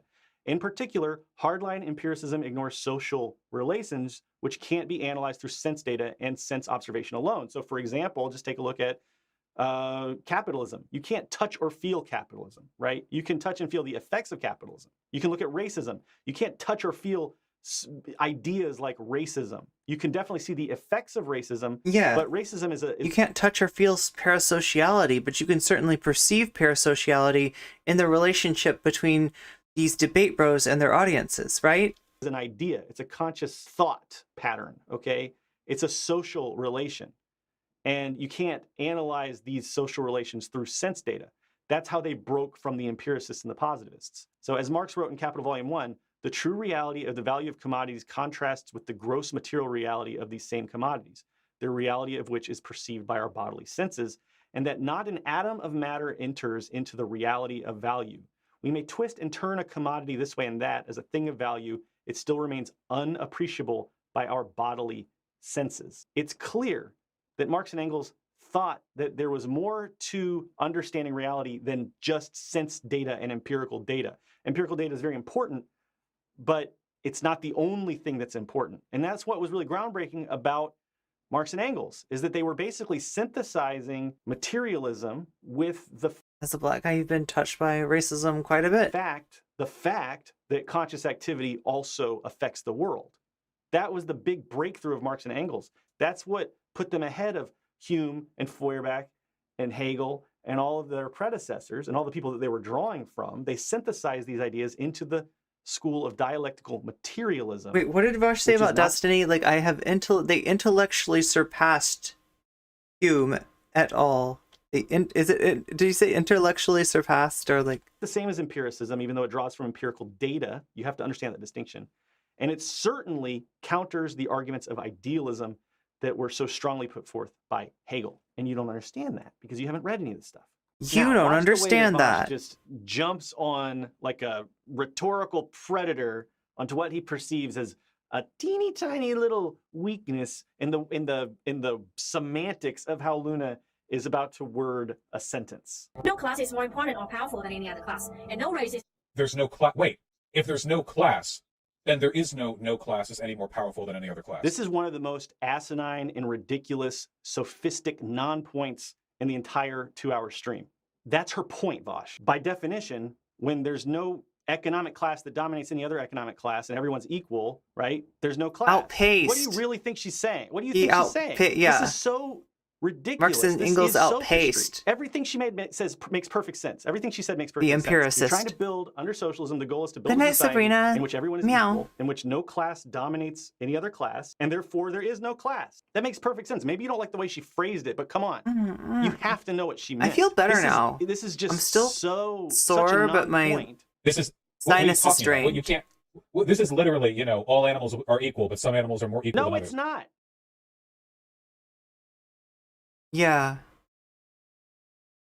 You are so full of shit. This is exactly the kind of sophistry that was described in that description of Stephen Douglas. You're very skilled at looking for any weakness in a specific individual statement, and then Did you see how EJ didn't go for the like? George Orwell was a collaborator, right? I mean, true enough, but it's like not the point. Like, right? Vaush's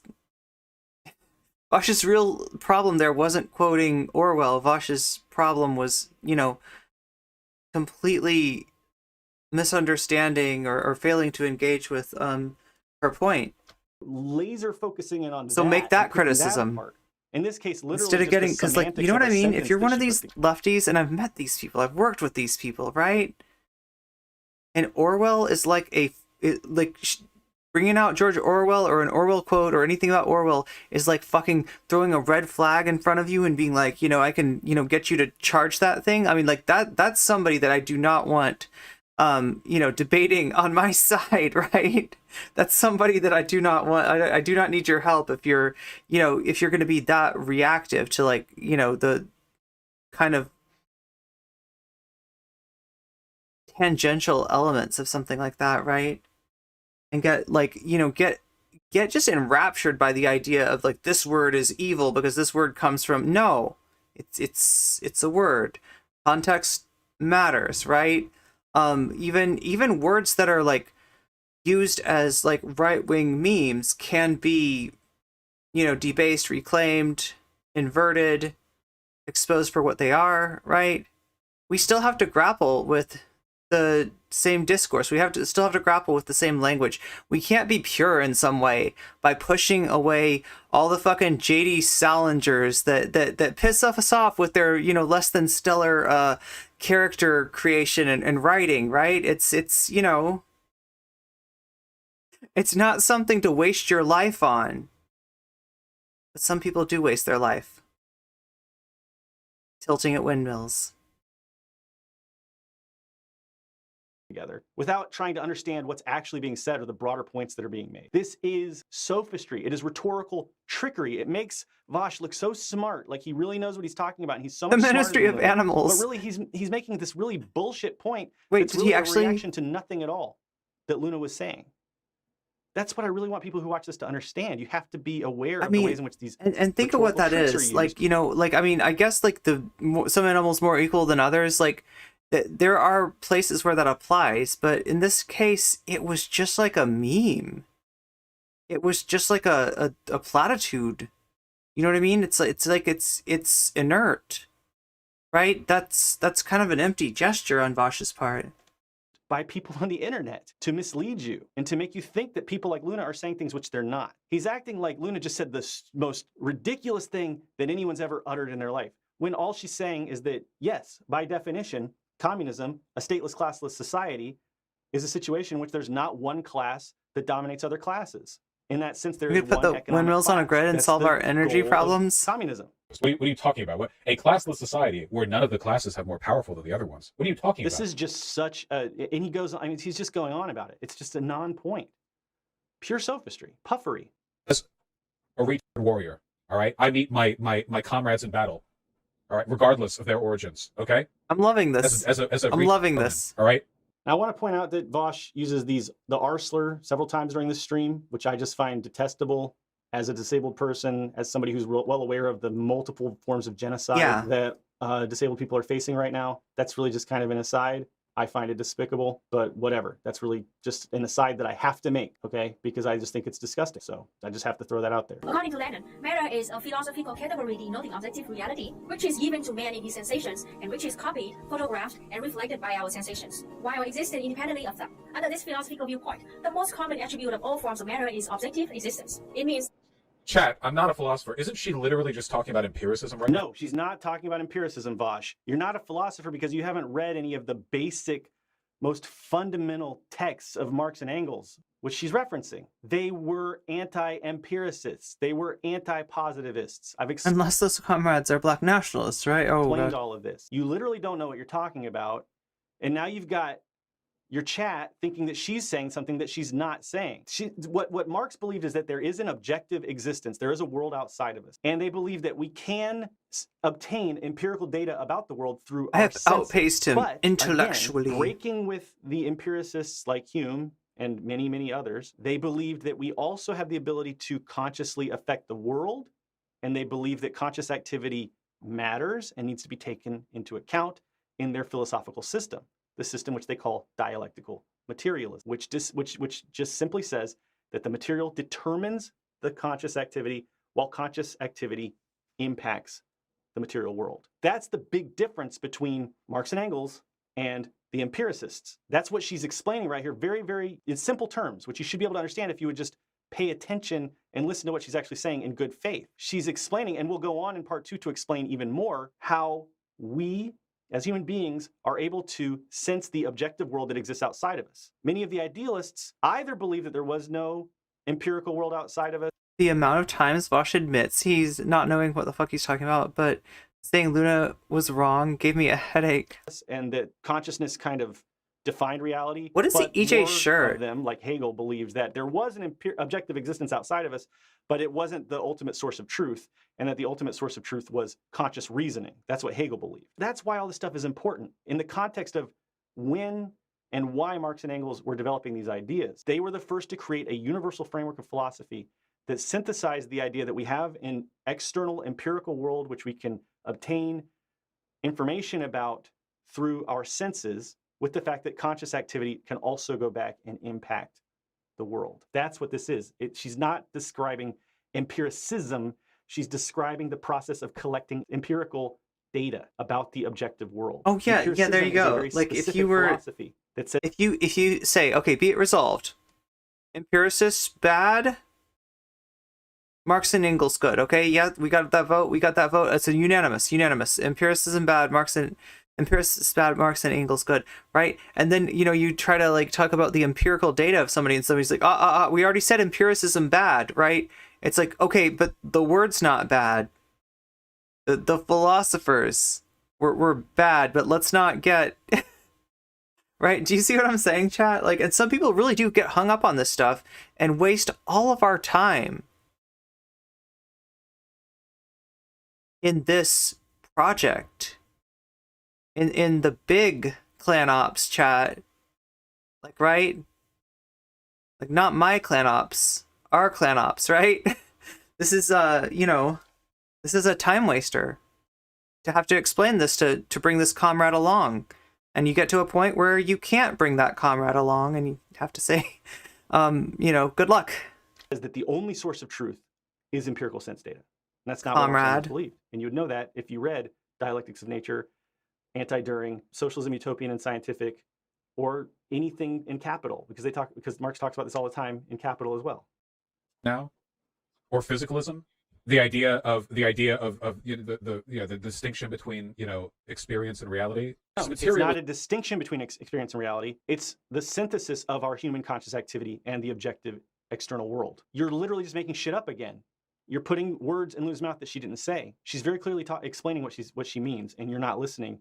You're taking your limited understanding of philosophy and shoving it down her throat. It either means, if you actually know what you're talking about, that you're a deceitful, misinformation spreading liar who's trying to twist this, or what I think is more likely, you don't know what you're talking about, and you're finding little chunks of things that you have some basic awareness of and glomming onto them to try to build up this sense that you know more than you do, because you're talking about irrelevant things to try to lead the audience by the nose into thinking that Luna's saying these things that she's patently and clearly not saying. So if you would pay more attention to the objective reality of what Luna's actually saying and process that through your consciousness in good faith, you would see that she's not describing physicalism or empiricism. She's describing the relationship between human consciousness and empirical objective reality, which Marx and Engels describe. One of those Gorefields? Dialectical materialism. So now Vaush is just going to start guessing what Luna's going to say, and he gets it totally wrong. Okay, so let's hear what Luna. So this is Vaush's Joseph's Joestar arc. What Vaush's guess is. Time for the. She's going to say that materialist philosophies are tied to an understanding of the world adjacent to the scientific methods. Her next line is. Process for arriving at understandings of the world. So by connecting empiricism and materialism, she is mistakenly claiming that a philosophical construct like Marxism is as empirically derived from natural evidence as, say, for example, the speed of light is from observation. Problem here. Nani?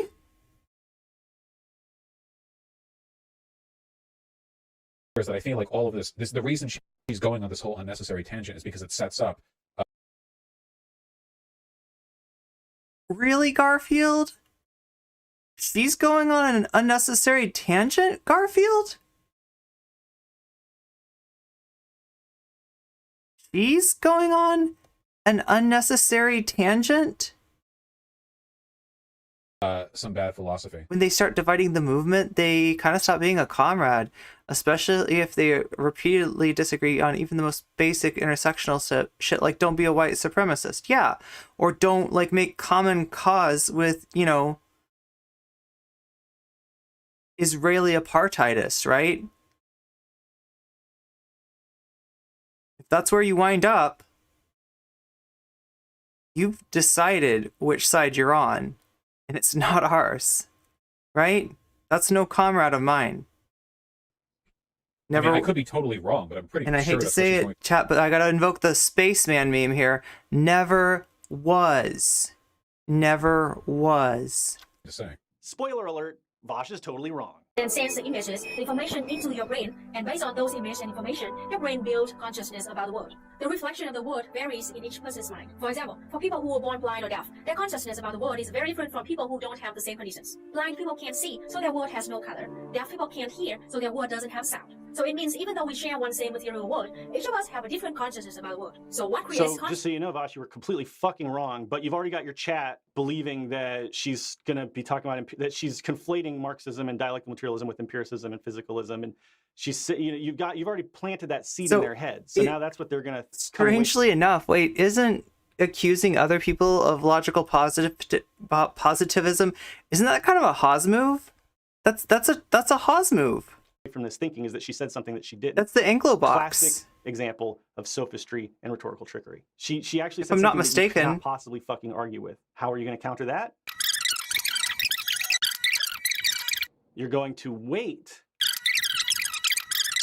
for Luna to say something, some sentence, some little snippet that you can go and start rhetorically attacking. You can actually see the look on Vaush's face as he's listening carefully, waiting for something to change the subject, because what he was building up earlier was full of shit, and now he knows that. So now he's trying to find something else to kind of like zigzag to. This is sophistry. This is rhetorical trickery. So watch what he does. Consciousness emerges from social activities, specifically language and labor. Basically, Marx believes that we develop consciousness from interacting with each other and from interacting with our...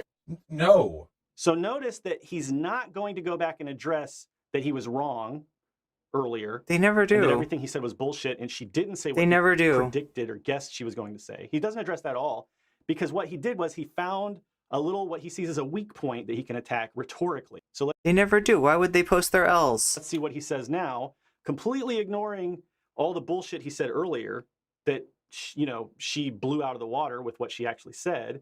Instead, he finds this point to rhetorically attack. No, hold on.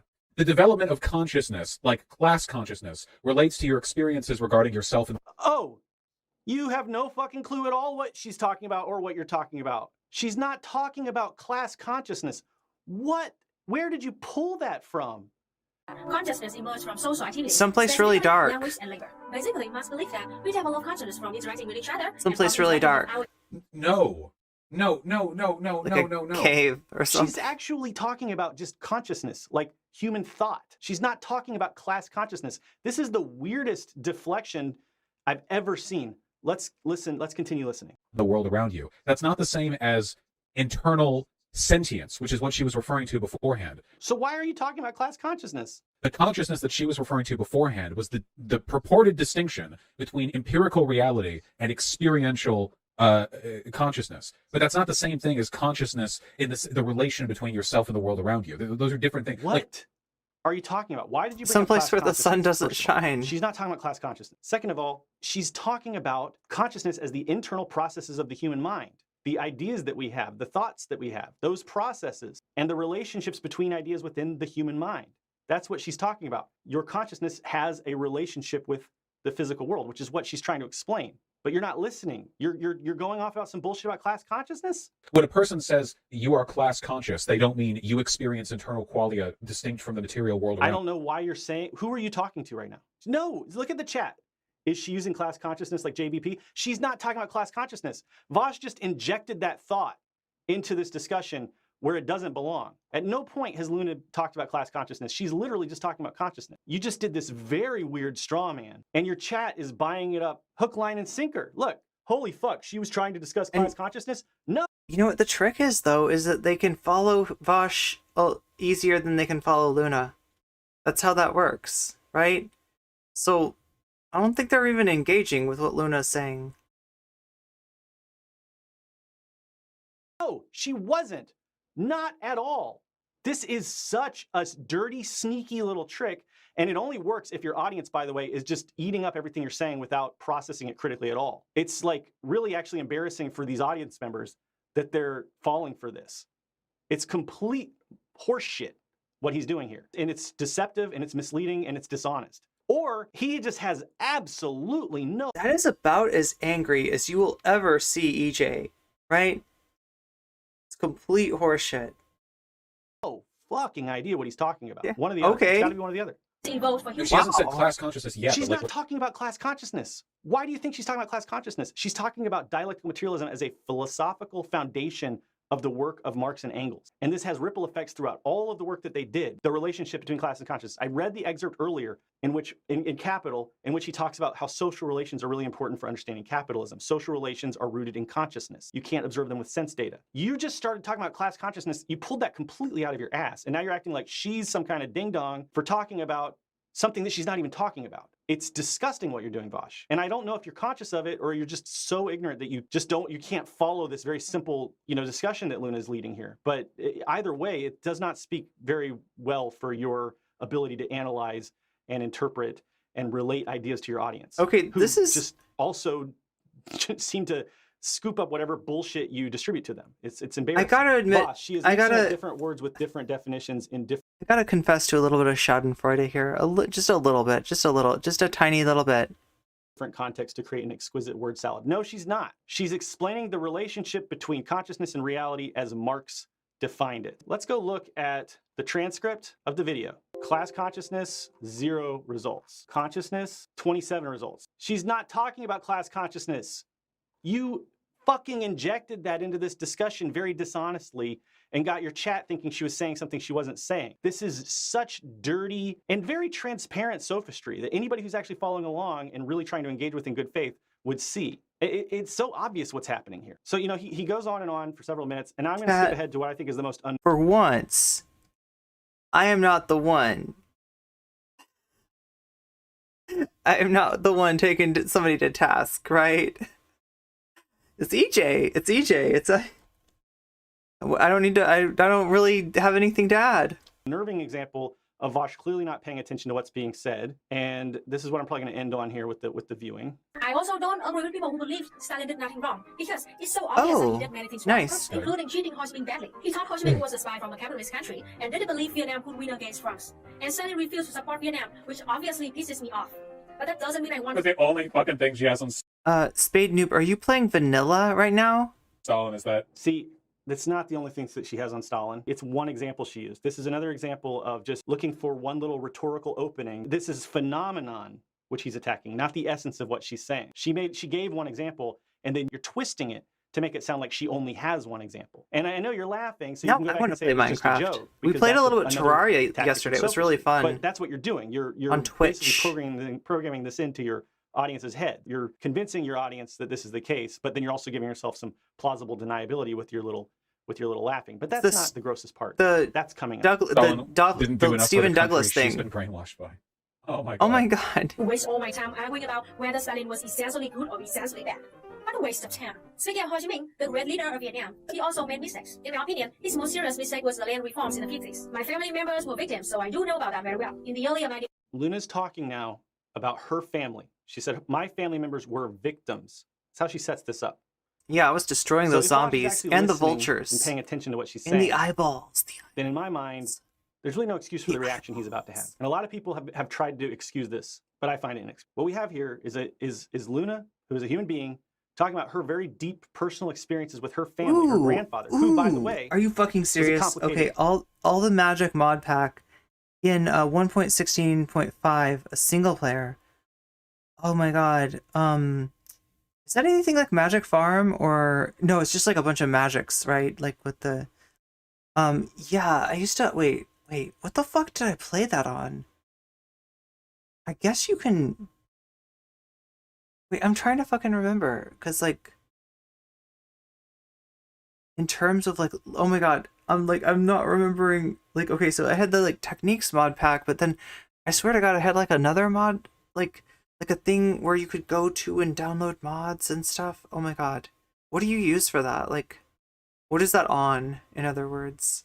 Wait, I should like look through my shit and see what, like, I know I have like some kind of a man. Okay, Luna will tell the story, but there are parts that she leaves out, so I'll add those as we continue. In the 50s, the North of Vietnam wanted to build a communist society while we were fighting against France. Ho Chi Minh wanted to redistribute the farmland so everyone would have their own farm, their own means of production. My family was super rich back then. Okay, she said my family's super rich. Oh yeah, it was like on Twitch. More of the story than she tells in this video. Does anybody remember back in the day when you could basically, there was like a Twitch launcher for Minecraft, and it came with like all these mod packs that you could download? Luna's grandfather was a rich landlord, but through the fascist occupation from that point of Japan, when Japan occupied Vietnam, from that point on, Luna's grandparents both starved. Luna's grandmother had health problems for the rest of her life from the starvation that she suffered through under the occupation of the Japanese fascists in Vietnam. During the Battle of Dien Bien Phu, Luna's grandfather, who at that time really was still a landowner and still exploitative, but also had gone through starvation, was suffering in his own right. You know, I'm just telling you what happened, right? I'm not making any judgments one way or the other. But he took a bicycle loaded with rice and walked it from Thanh Hoa to Dien Bien Phu. You know, it was a weeks-long journey, and he participated in the Battle of Dien Bien Phu in that way. And what she's talking about here, I think, is really germane and relevant to why I'm bringing this up. She's talking about the differences between essence and phenomenon. What Vaush is doing is he's looking for little phenomena that he can go and pick apart while ignoring the essence of what's being discussed. So Luna says, my family were victims of these reprisals, of this, you know, you'll hear the rest of the story. But Vaush is not trying to understand the essence of the full story of what she's saying. He's locked in trying to find things to pick apart. He's looking for little phenomena to rhetorically attack, because he can't attack the whole, because he doesn't understand the whole. So let's keep going. We were landlords for maybe 100 years, and we owned a shitload of land. The communists in my grandparents' village implemented that order in a horrible way. They took everything from my grandparents, even the shirt on my grandma's body. They tortured my grandpa for days in the big yard of the village. People are saying, oh, he wasn't laughing at your grandparents' torture. Look at the faces he's making in the smirk as Luna describes the ways in which her family was tortured. And remember, she opened this whole discussion by saying my family were victims. Anyone who's trying to listen in good faith would be like, okay, they're victims. How are they victims? Let's hear this story. But he's just going into it in like the most shitty bad faith take, because everything's a joke to him. He is not taking this seriously at all. And look at the faces he pulls. Means of production. My family was super rich back then. We were landlords for maybe 100 years, and we owned a shitload of land. The communists in my grandparents' village implemented that order in a horrible way. They took everything from my grandparents, even the shirt on my grandma's body. They tortured my grandpa for days in the big yard of the village. All the peasants who worked for my grandparents took the chance to get revenge too. It was a very traumatizing memory for both of my grandparents. So in 1956, Ho Chi Minh realized what he did wrong, and immediately fixed it. What she's saying is Ho Chi Minh did not order this to happen. The people, the peasants on the ground in her village took the opportunity to torture her grandfather and take revenge. And then as soon as Ho Chi Minh heard about it, he put a stop to it. That's what she's saying. This is how Vaush reacts to this story. In our National Assembly in the same year, he cried and apologized to the whole nation. My family understood that his original order was not that brutal. Ho Chi Minh His original order was not that brutal. The order was to seize the land only. He didn't foresee what was going to happen. This was a failure that Ho Chi Minh made, by the way, and that's Luna's point. The failure was he did not foresee it, and he did not have enough control. This is what sucks about being a person who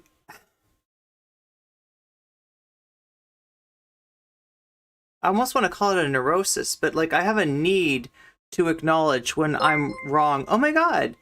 Thank you for re-upping your membership, Joni. Yeah, this is the problem with you know, being somebody who feels compelled to disclose when something that you support, you know, is problematic for that like self-crit, right? Is that like with people like Vaush, they're not gonna see that self-crit as like, okay, well, you know, good on you, right? Or they're not gonna, you know, see that acknowledgement of the complexity of something that you're presenting, right? They're not gonna, they just see it as another point to attack, right? They'll take advantage of every single good, you know, every single bit of good nature that we have, it feels like. Control and oversight in the implementation. And that's what he apologized for. And this is a deeply personal story for Luna's family. You had the Twitch launcher too. Yeah, and then I don't think they really do much with the Twitch app these days. It seems like, well, I mean, I just haven't logged on to it because the only reason I had it was for the Minecraft launcher. As he's in any position to laugh as a Beverly Hills boy. Yeah, I almost said during that intro, fighting out of Beverly Hills, California. No. Family. And that apology But I went ahead and said Tacoma. Was very important for Luna's family. By the way, Luna's grandfather never fled after this. He stayed in that village. His big mansion was partitioned up, the land was partitioned up, and he lived in like what used to be a warehouse until the day he died. A little tiny shack, basically. And he was content. He stayed and he helped try to rebuild after the revolution, even though he was tortured, even though he was attacked, even though his land was seized. And Luna and I both think, rightfully so, it is true that it was an exploitative relationship. It is good that they seized that land. We don't think that it's good that he got tortured, but regardless, he stuck around and he helped try to build socialism afterwards. Okay, so this is a very important, personal, traumatic story. Luna loved her grandfather. He was a real human being. And instead of engaging in this on any kind of human level, this is Vaush's reaction. Wanted to take the land of rich people and give it to poor people, so everybody could have equal divisions of land. He did a YouTuber of Vaush. He's so focused on his chat. I'm going to let this play now because I'm going to let this play. So disgusting to me. He's focused on his YouTube chat and the little jokes that they're making. Lowercase, I'm sorry. No apostrophe between the I and the O. And in this, he's losing sight of the essence of the story, which is that Ho Chi Minh did not order the torture. He's doing this really great combination of just being a sick asshole who's responding to Luna's personal story about her family's actual suffering with like memes and jokes, but he's also distorting the essence of what actually happened. Because again, Ho Chi Minh did not order the tortures. And what he was apologizing for was simply not foreseeing that would happen and not having more control. But now the whole chat's talking, oh, sorry about the torture, Logan politology, deep side before speech, right? They're not focused on what's actually being said, and so they get a distorted understanding of what Luna's saying. Now Vaush laughs hysterically for a very long time. I didn't want to have to make this public ad. Yeah. No, this public address is demonetized, guys. He doesn't understand what happened. He doesn't know what he's laughing at. He doesn't care. He doesn't care about the truth. He doesn't care about the essence. As a sophist, as a rhetorical trickster, he's just looking for little points that he can attack rhetorically. And I mean, I gotta say, and I've run into this too, like as a streamer, we don't have a lot of time, right? And there's multiple things vying for our attention, like the chat and what you're watching, and there's a tendency, we call it content brain, right? To start to see everything as content, to look at everything in the content matrix of like how much value does this hold as content, right? And that's how he's looking at Luna's story about her family, right? Which contains an admission by her and by Ho Chi Minh that his policies weren't perfect, but also like a sort of nuance in that like it wasn't the brutality wasn't something that was ordered by Ho Chi Minh. It wasn't something that it looks like was intended by Ho Chi Minh, but it happened anyway. And she and Uncle Ho, she and Ho Chi Minh are acknowledging this as like less than ideal, right? They're being good faith. Although Vaush, you wouldn't know what that looks like, would you? Deflect. You don't really care for good faith, do you? Distort, misinform. That's what he does throughout this whole video. Needed to be edited down to 40 reaction minutes. to the story of a Vietnamese woman talking about the torture of her grandfather. Fuck. Oh my god. Okay. Okay. But he I mean, didn't predict that the local communists can we just give it a second to sink in? Because like that's kind of important. Oh, Vosh does or EJ does? Like, cause wait, no, I think this part's important. Okay. Like, content brain. And look, I've been guilty of it too, okay? But I sure as fuck hope I never do that through somebody's story about their granddad getting tortured. Jesus Christ, Vosh, what the fuck? Like, I mean, seriously, I can't just let this go. This is pretty bad. Right?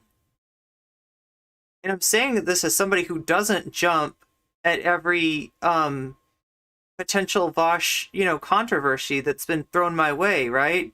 The stuff that was in Clan Ops was in there because a mod wanted me to cover the old Vosh poppy allegations and the clips that make it sound like he, is endorsing some fucked up things, right? I didn't. And I'm saying this as somebody who didn't cover that, who's not looking to portray this guy as a monster.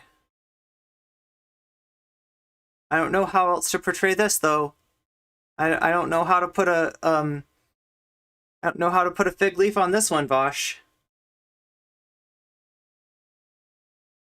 and local peasants would take everything and even torture those rich people. Maybe you should have factored in the material conditions. Unironically, though. Found This is Vosh. EJ does. End it here. This is a line in the sand for me, and Vosh crossed it, okay? This is disgusting. This is what Vosh thinks of people who actually lived through these experiences. For Luna, this is all not a hypothetical. Vietnam is the place she was born in. She has videos about growing up under the U.S. embargoes, growing up... Feels like maybe he's endorsing a deep-seated hatred of, like, Asians or something. Under imperialism, regardless of whether you think Vietnam is... Fringe is not strong enough. Vosh is being a POS... on the right track or not. Luna's a human being, and... EJ does. This part is great, but it's also, so far into the video, only people who get here are people who agreed with him already. When she shares stories like this, deserves a basic modicum yeah, feels sort of like respect. This whole video, this whole reaction stream that Vosh did was disrespectful. Okay, so the actual, I mean, EJ's not going to do this, but if you took Vosh's logic from what he said about Bad Empanada and applied it here, it would be, feels like he endorses what happened to, under this policy. Obviously, that's not what Vosh is saying. He's not much of a fan of Ho Chi Minh, but, or, it's anyway, if you, like, this is the thing, is like, I feel silly even bringing up the reflection of these debate bros' own viewpoints, right? Like I said, if I was to go at Irrelevant in the debate over gender self-ID the way that Irrelevant went at me, I would say, are you comparing the trans experience to blackface, my dude? and I would have not stopped. That would have been the rest of our discussion, is how irrelevant is comparing the trans experience to blackface, right? It is, you know, like saying that, right? I mean, that, and obviously I wouldn't do that. Obviously that's disingenuous. Obviously that's not what irrelevant was trying to say. But the thing is, these fuckers can dish it out and they can't take it. They cannot take their own medicine. And if you ever try to give them their own medicine, they will absolutely destroy you for it, right? It's honest and demonstrated a clear lack of any awareness or understanding or knowledge of the things that are being discussed. I know The what I entire said. video goes along these lines. But I've shown you several examples of Vaush distorting the information, putting words in Luna's mouth, and just going on bizarre tangents to distract from what's actually being said. And this is what Vaush does for a living. And I know that there are members of Vaush's audience who are going to be super pissed that I made this video. And I know that I'm going to get harassed over this, because that's another thing about Vaush. There's an element of his audience, and you can see it in the chat, that's just disgusting. And this is the kind of, you know, community that is cultivated by this kind of rhetoric, by this kind of analysis. If this is the movement that we build in the USA, in the West, whatever you want to call it, we're doomed to failure, because we cannot build our movement on a foundation of trickery and dishonesty and obliviousness to the essential characteristics of objective reality. We have to actually listen to each other. Luna has a lot of really valuable things to teach in her video series. There are 3 parts. Vaush only watched part 1. He barely paid attention, as you can see. I hope that you'll go and check out Luna's entire series and watch it in good faith and try to understand what she was actually saying without some buffoon mocking and distorting every single word that comes out of her mouth. Vaush has done nothing, especially in that last clip we watched, if not cool off the sympathies of his audience for the real people that live in Vietnam, like Luna and her family. And I'm going to end one more time with that point from Malatesta. For us to be divided, even when there are grounds for unity, would mean dividing the workers, or rather cooling off their sympathy, as well as making them less likely to follow No. socialist Okay, wait. common. Scumbag left was my thing back in the day, like, right? So there's the dirtbag left, and that's Chapo, right? Chapo was like self-proclaimed dirtbag left. I think they applied that to themselves.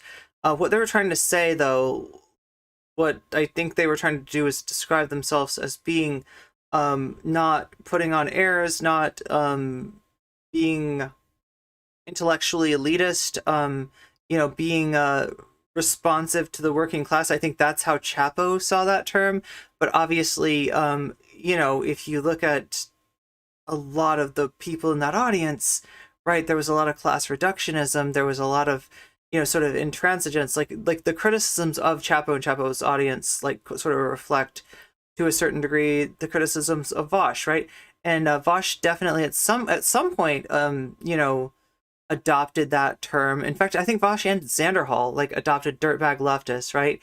And then I think I saw them, maybe it was around the time of Crystal and Cigar, that they sort of shed that and they pushed that off onto, people like Crystal and Cigar. Or they would try to find examples of dirtbag leftists to criticize, to say that we're not those people. But yeah, it's a label that definitely fits with the sort of anti-PC leftist. That's the general MO.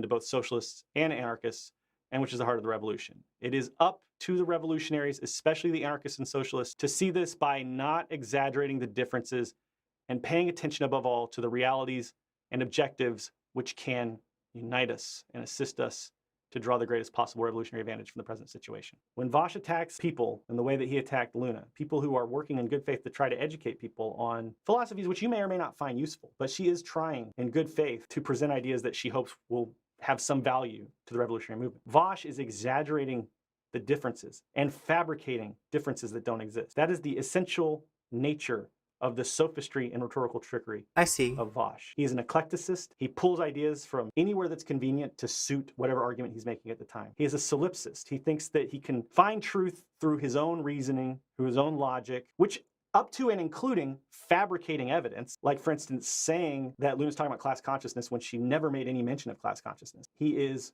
a sophist. He's only interested in displaying rhetorical prowess and picking apart rhetorical phenomena instead of trying to essentially grasp what's you see being how said by performative people. this all is. I hope that if you Right. watch Vosh regularly, that you take So this was a debate, bro, trying to disagree with someone, failing to disagree because he didn't even grasp what she was saying, and performing disagreement, performing rhetorical ownage to bring home that fabled W for the chat. That's what sustains the debate community, right? And it's what toxifies it too. No wonder they're so immured with dominance paradigm. In this case, I don't even know whether I'm trying to say enamored. Like, I think that's what Vaush was actually saying, but immured, like as in immured in shit.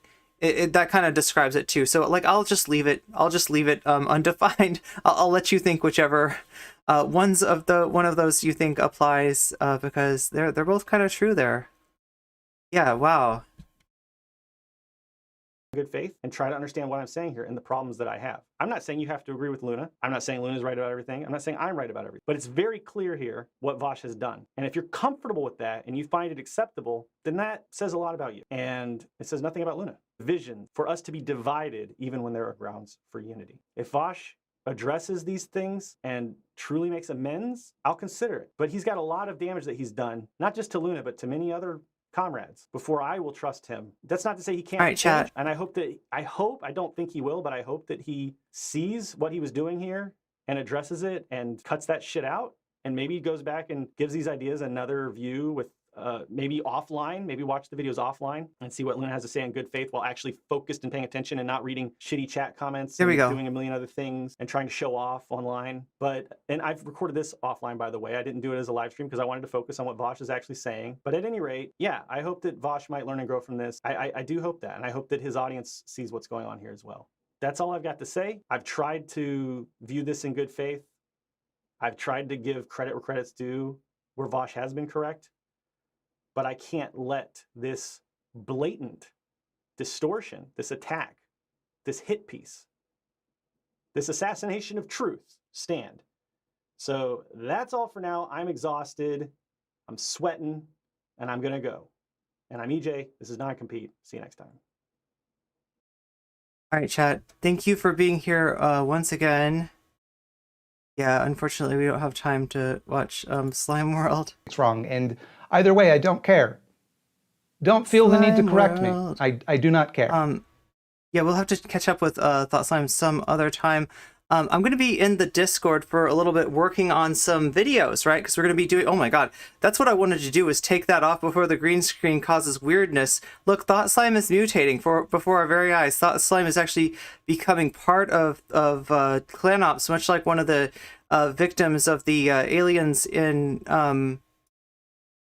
Aliens. I'm like, what is that movie called? It's about aliens? Yeah, I think it's called Aliens. You know that movie about aliens? What is it? I think it's by Hugbees, right? Anyway, thank you everybody for being here. Make sure to like, make sure to subscribe. Those things really help. If you want to know when I'm going to go live next, for sure. If you want to get those updates, hit the bell if you're a bell type of person.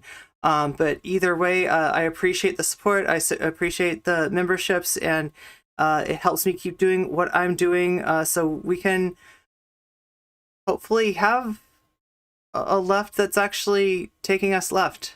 On the even though it's an online left, I know online left, right? But much love, and I'll see you on the Discord. Join up if you're not already. I think the link is somewhere over there. Meow meow.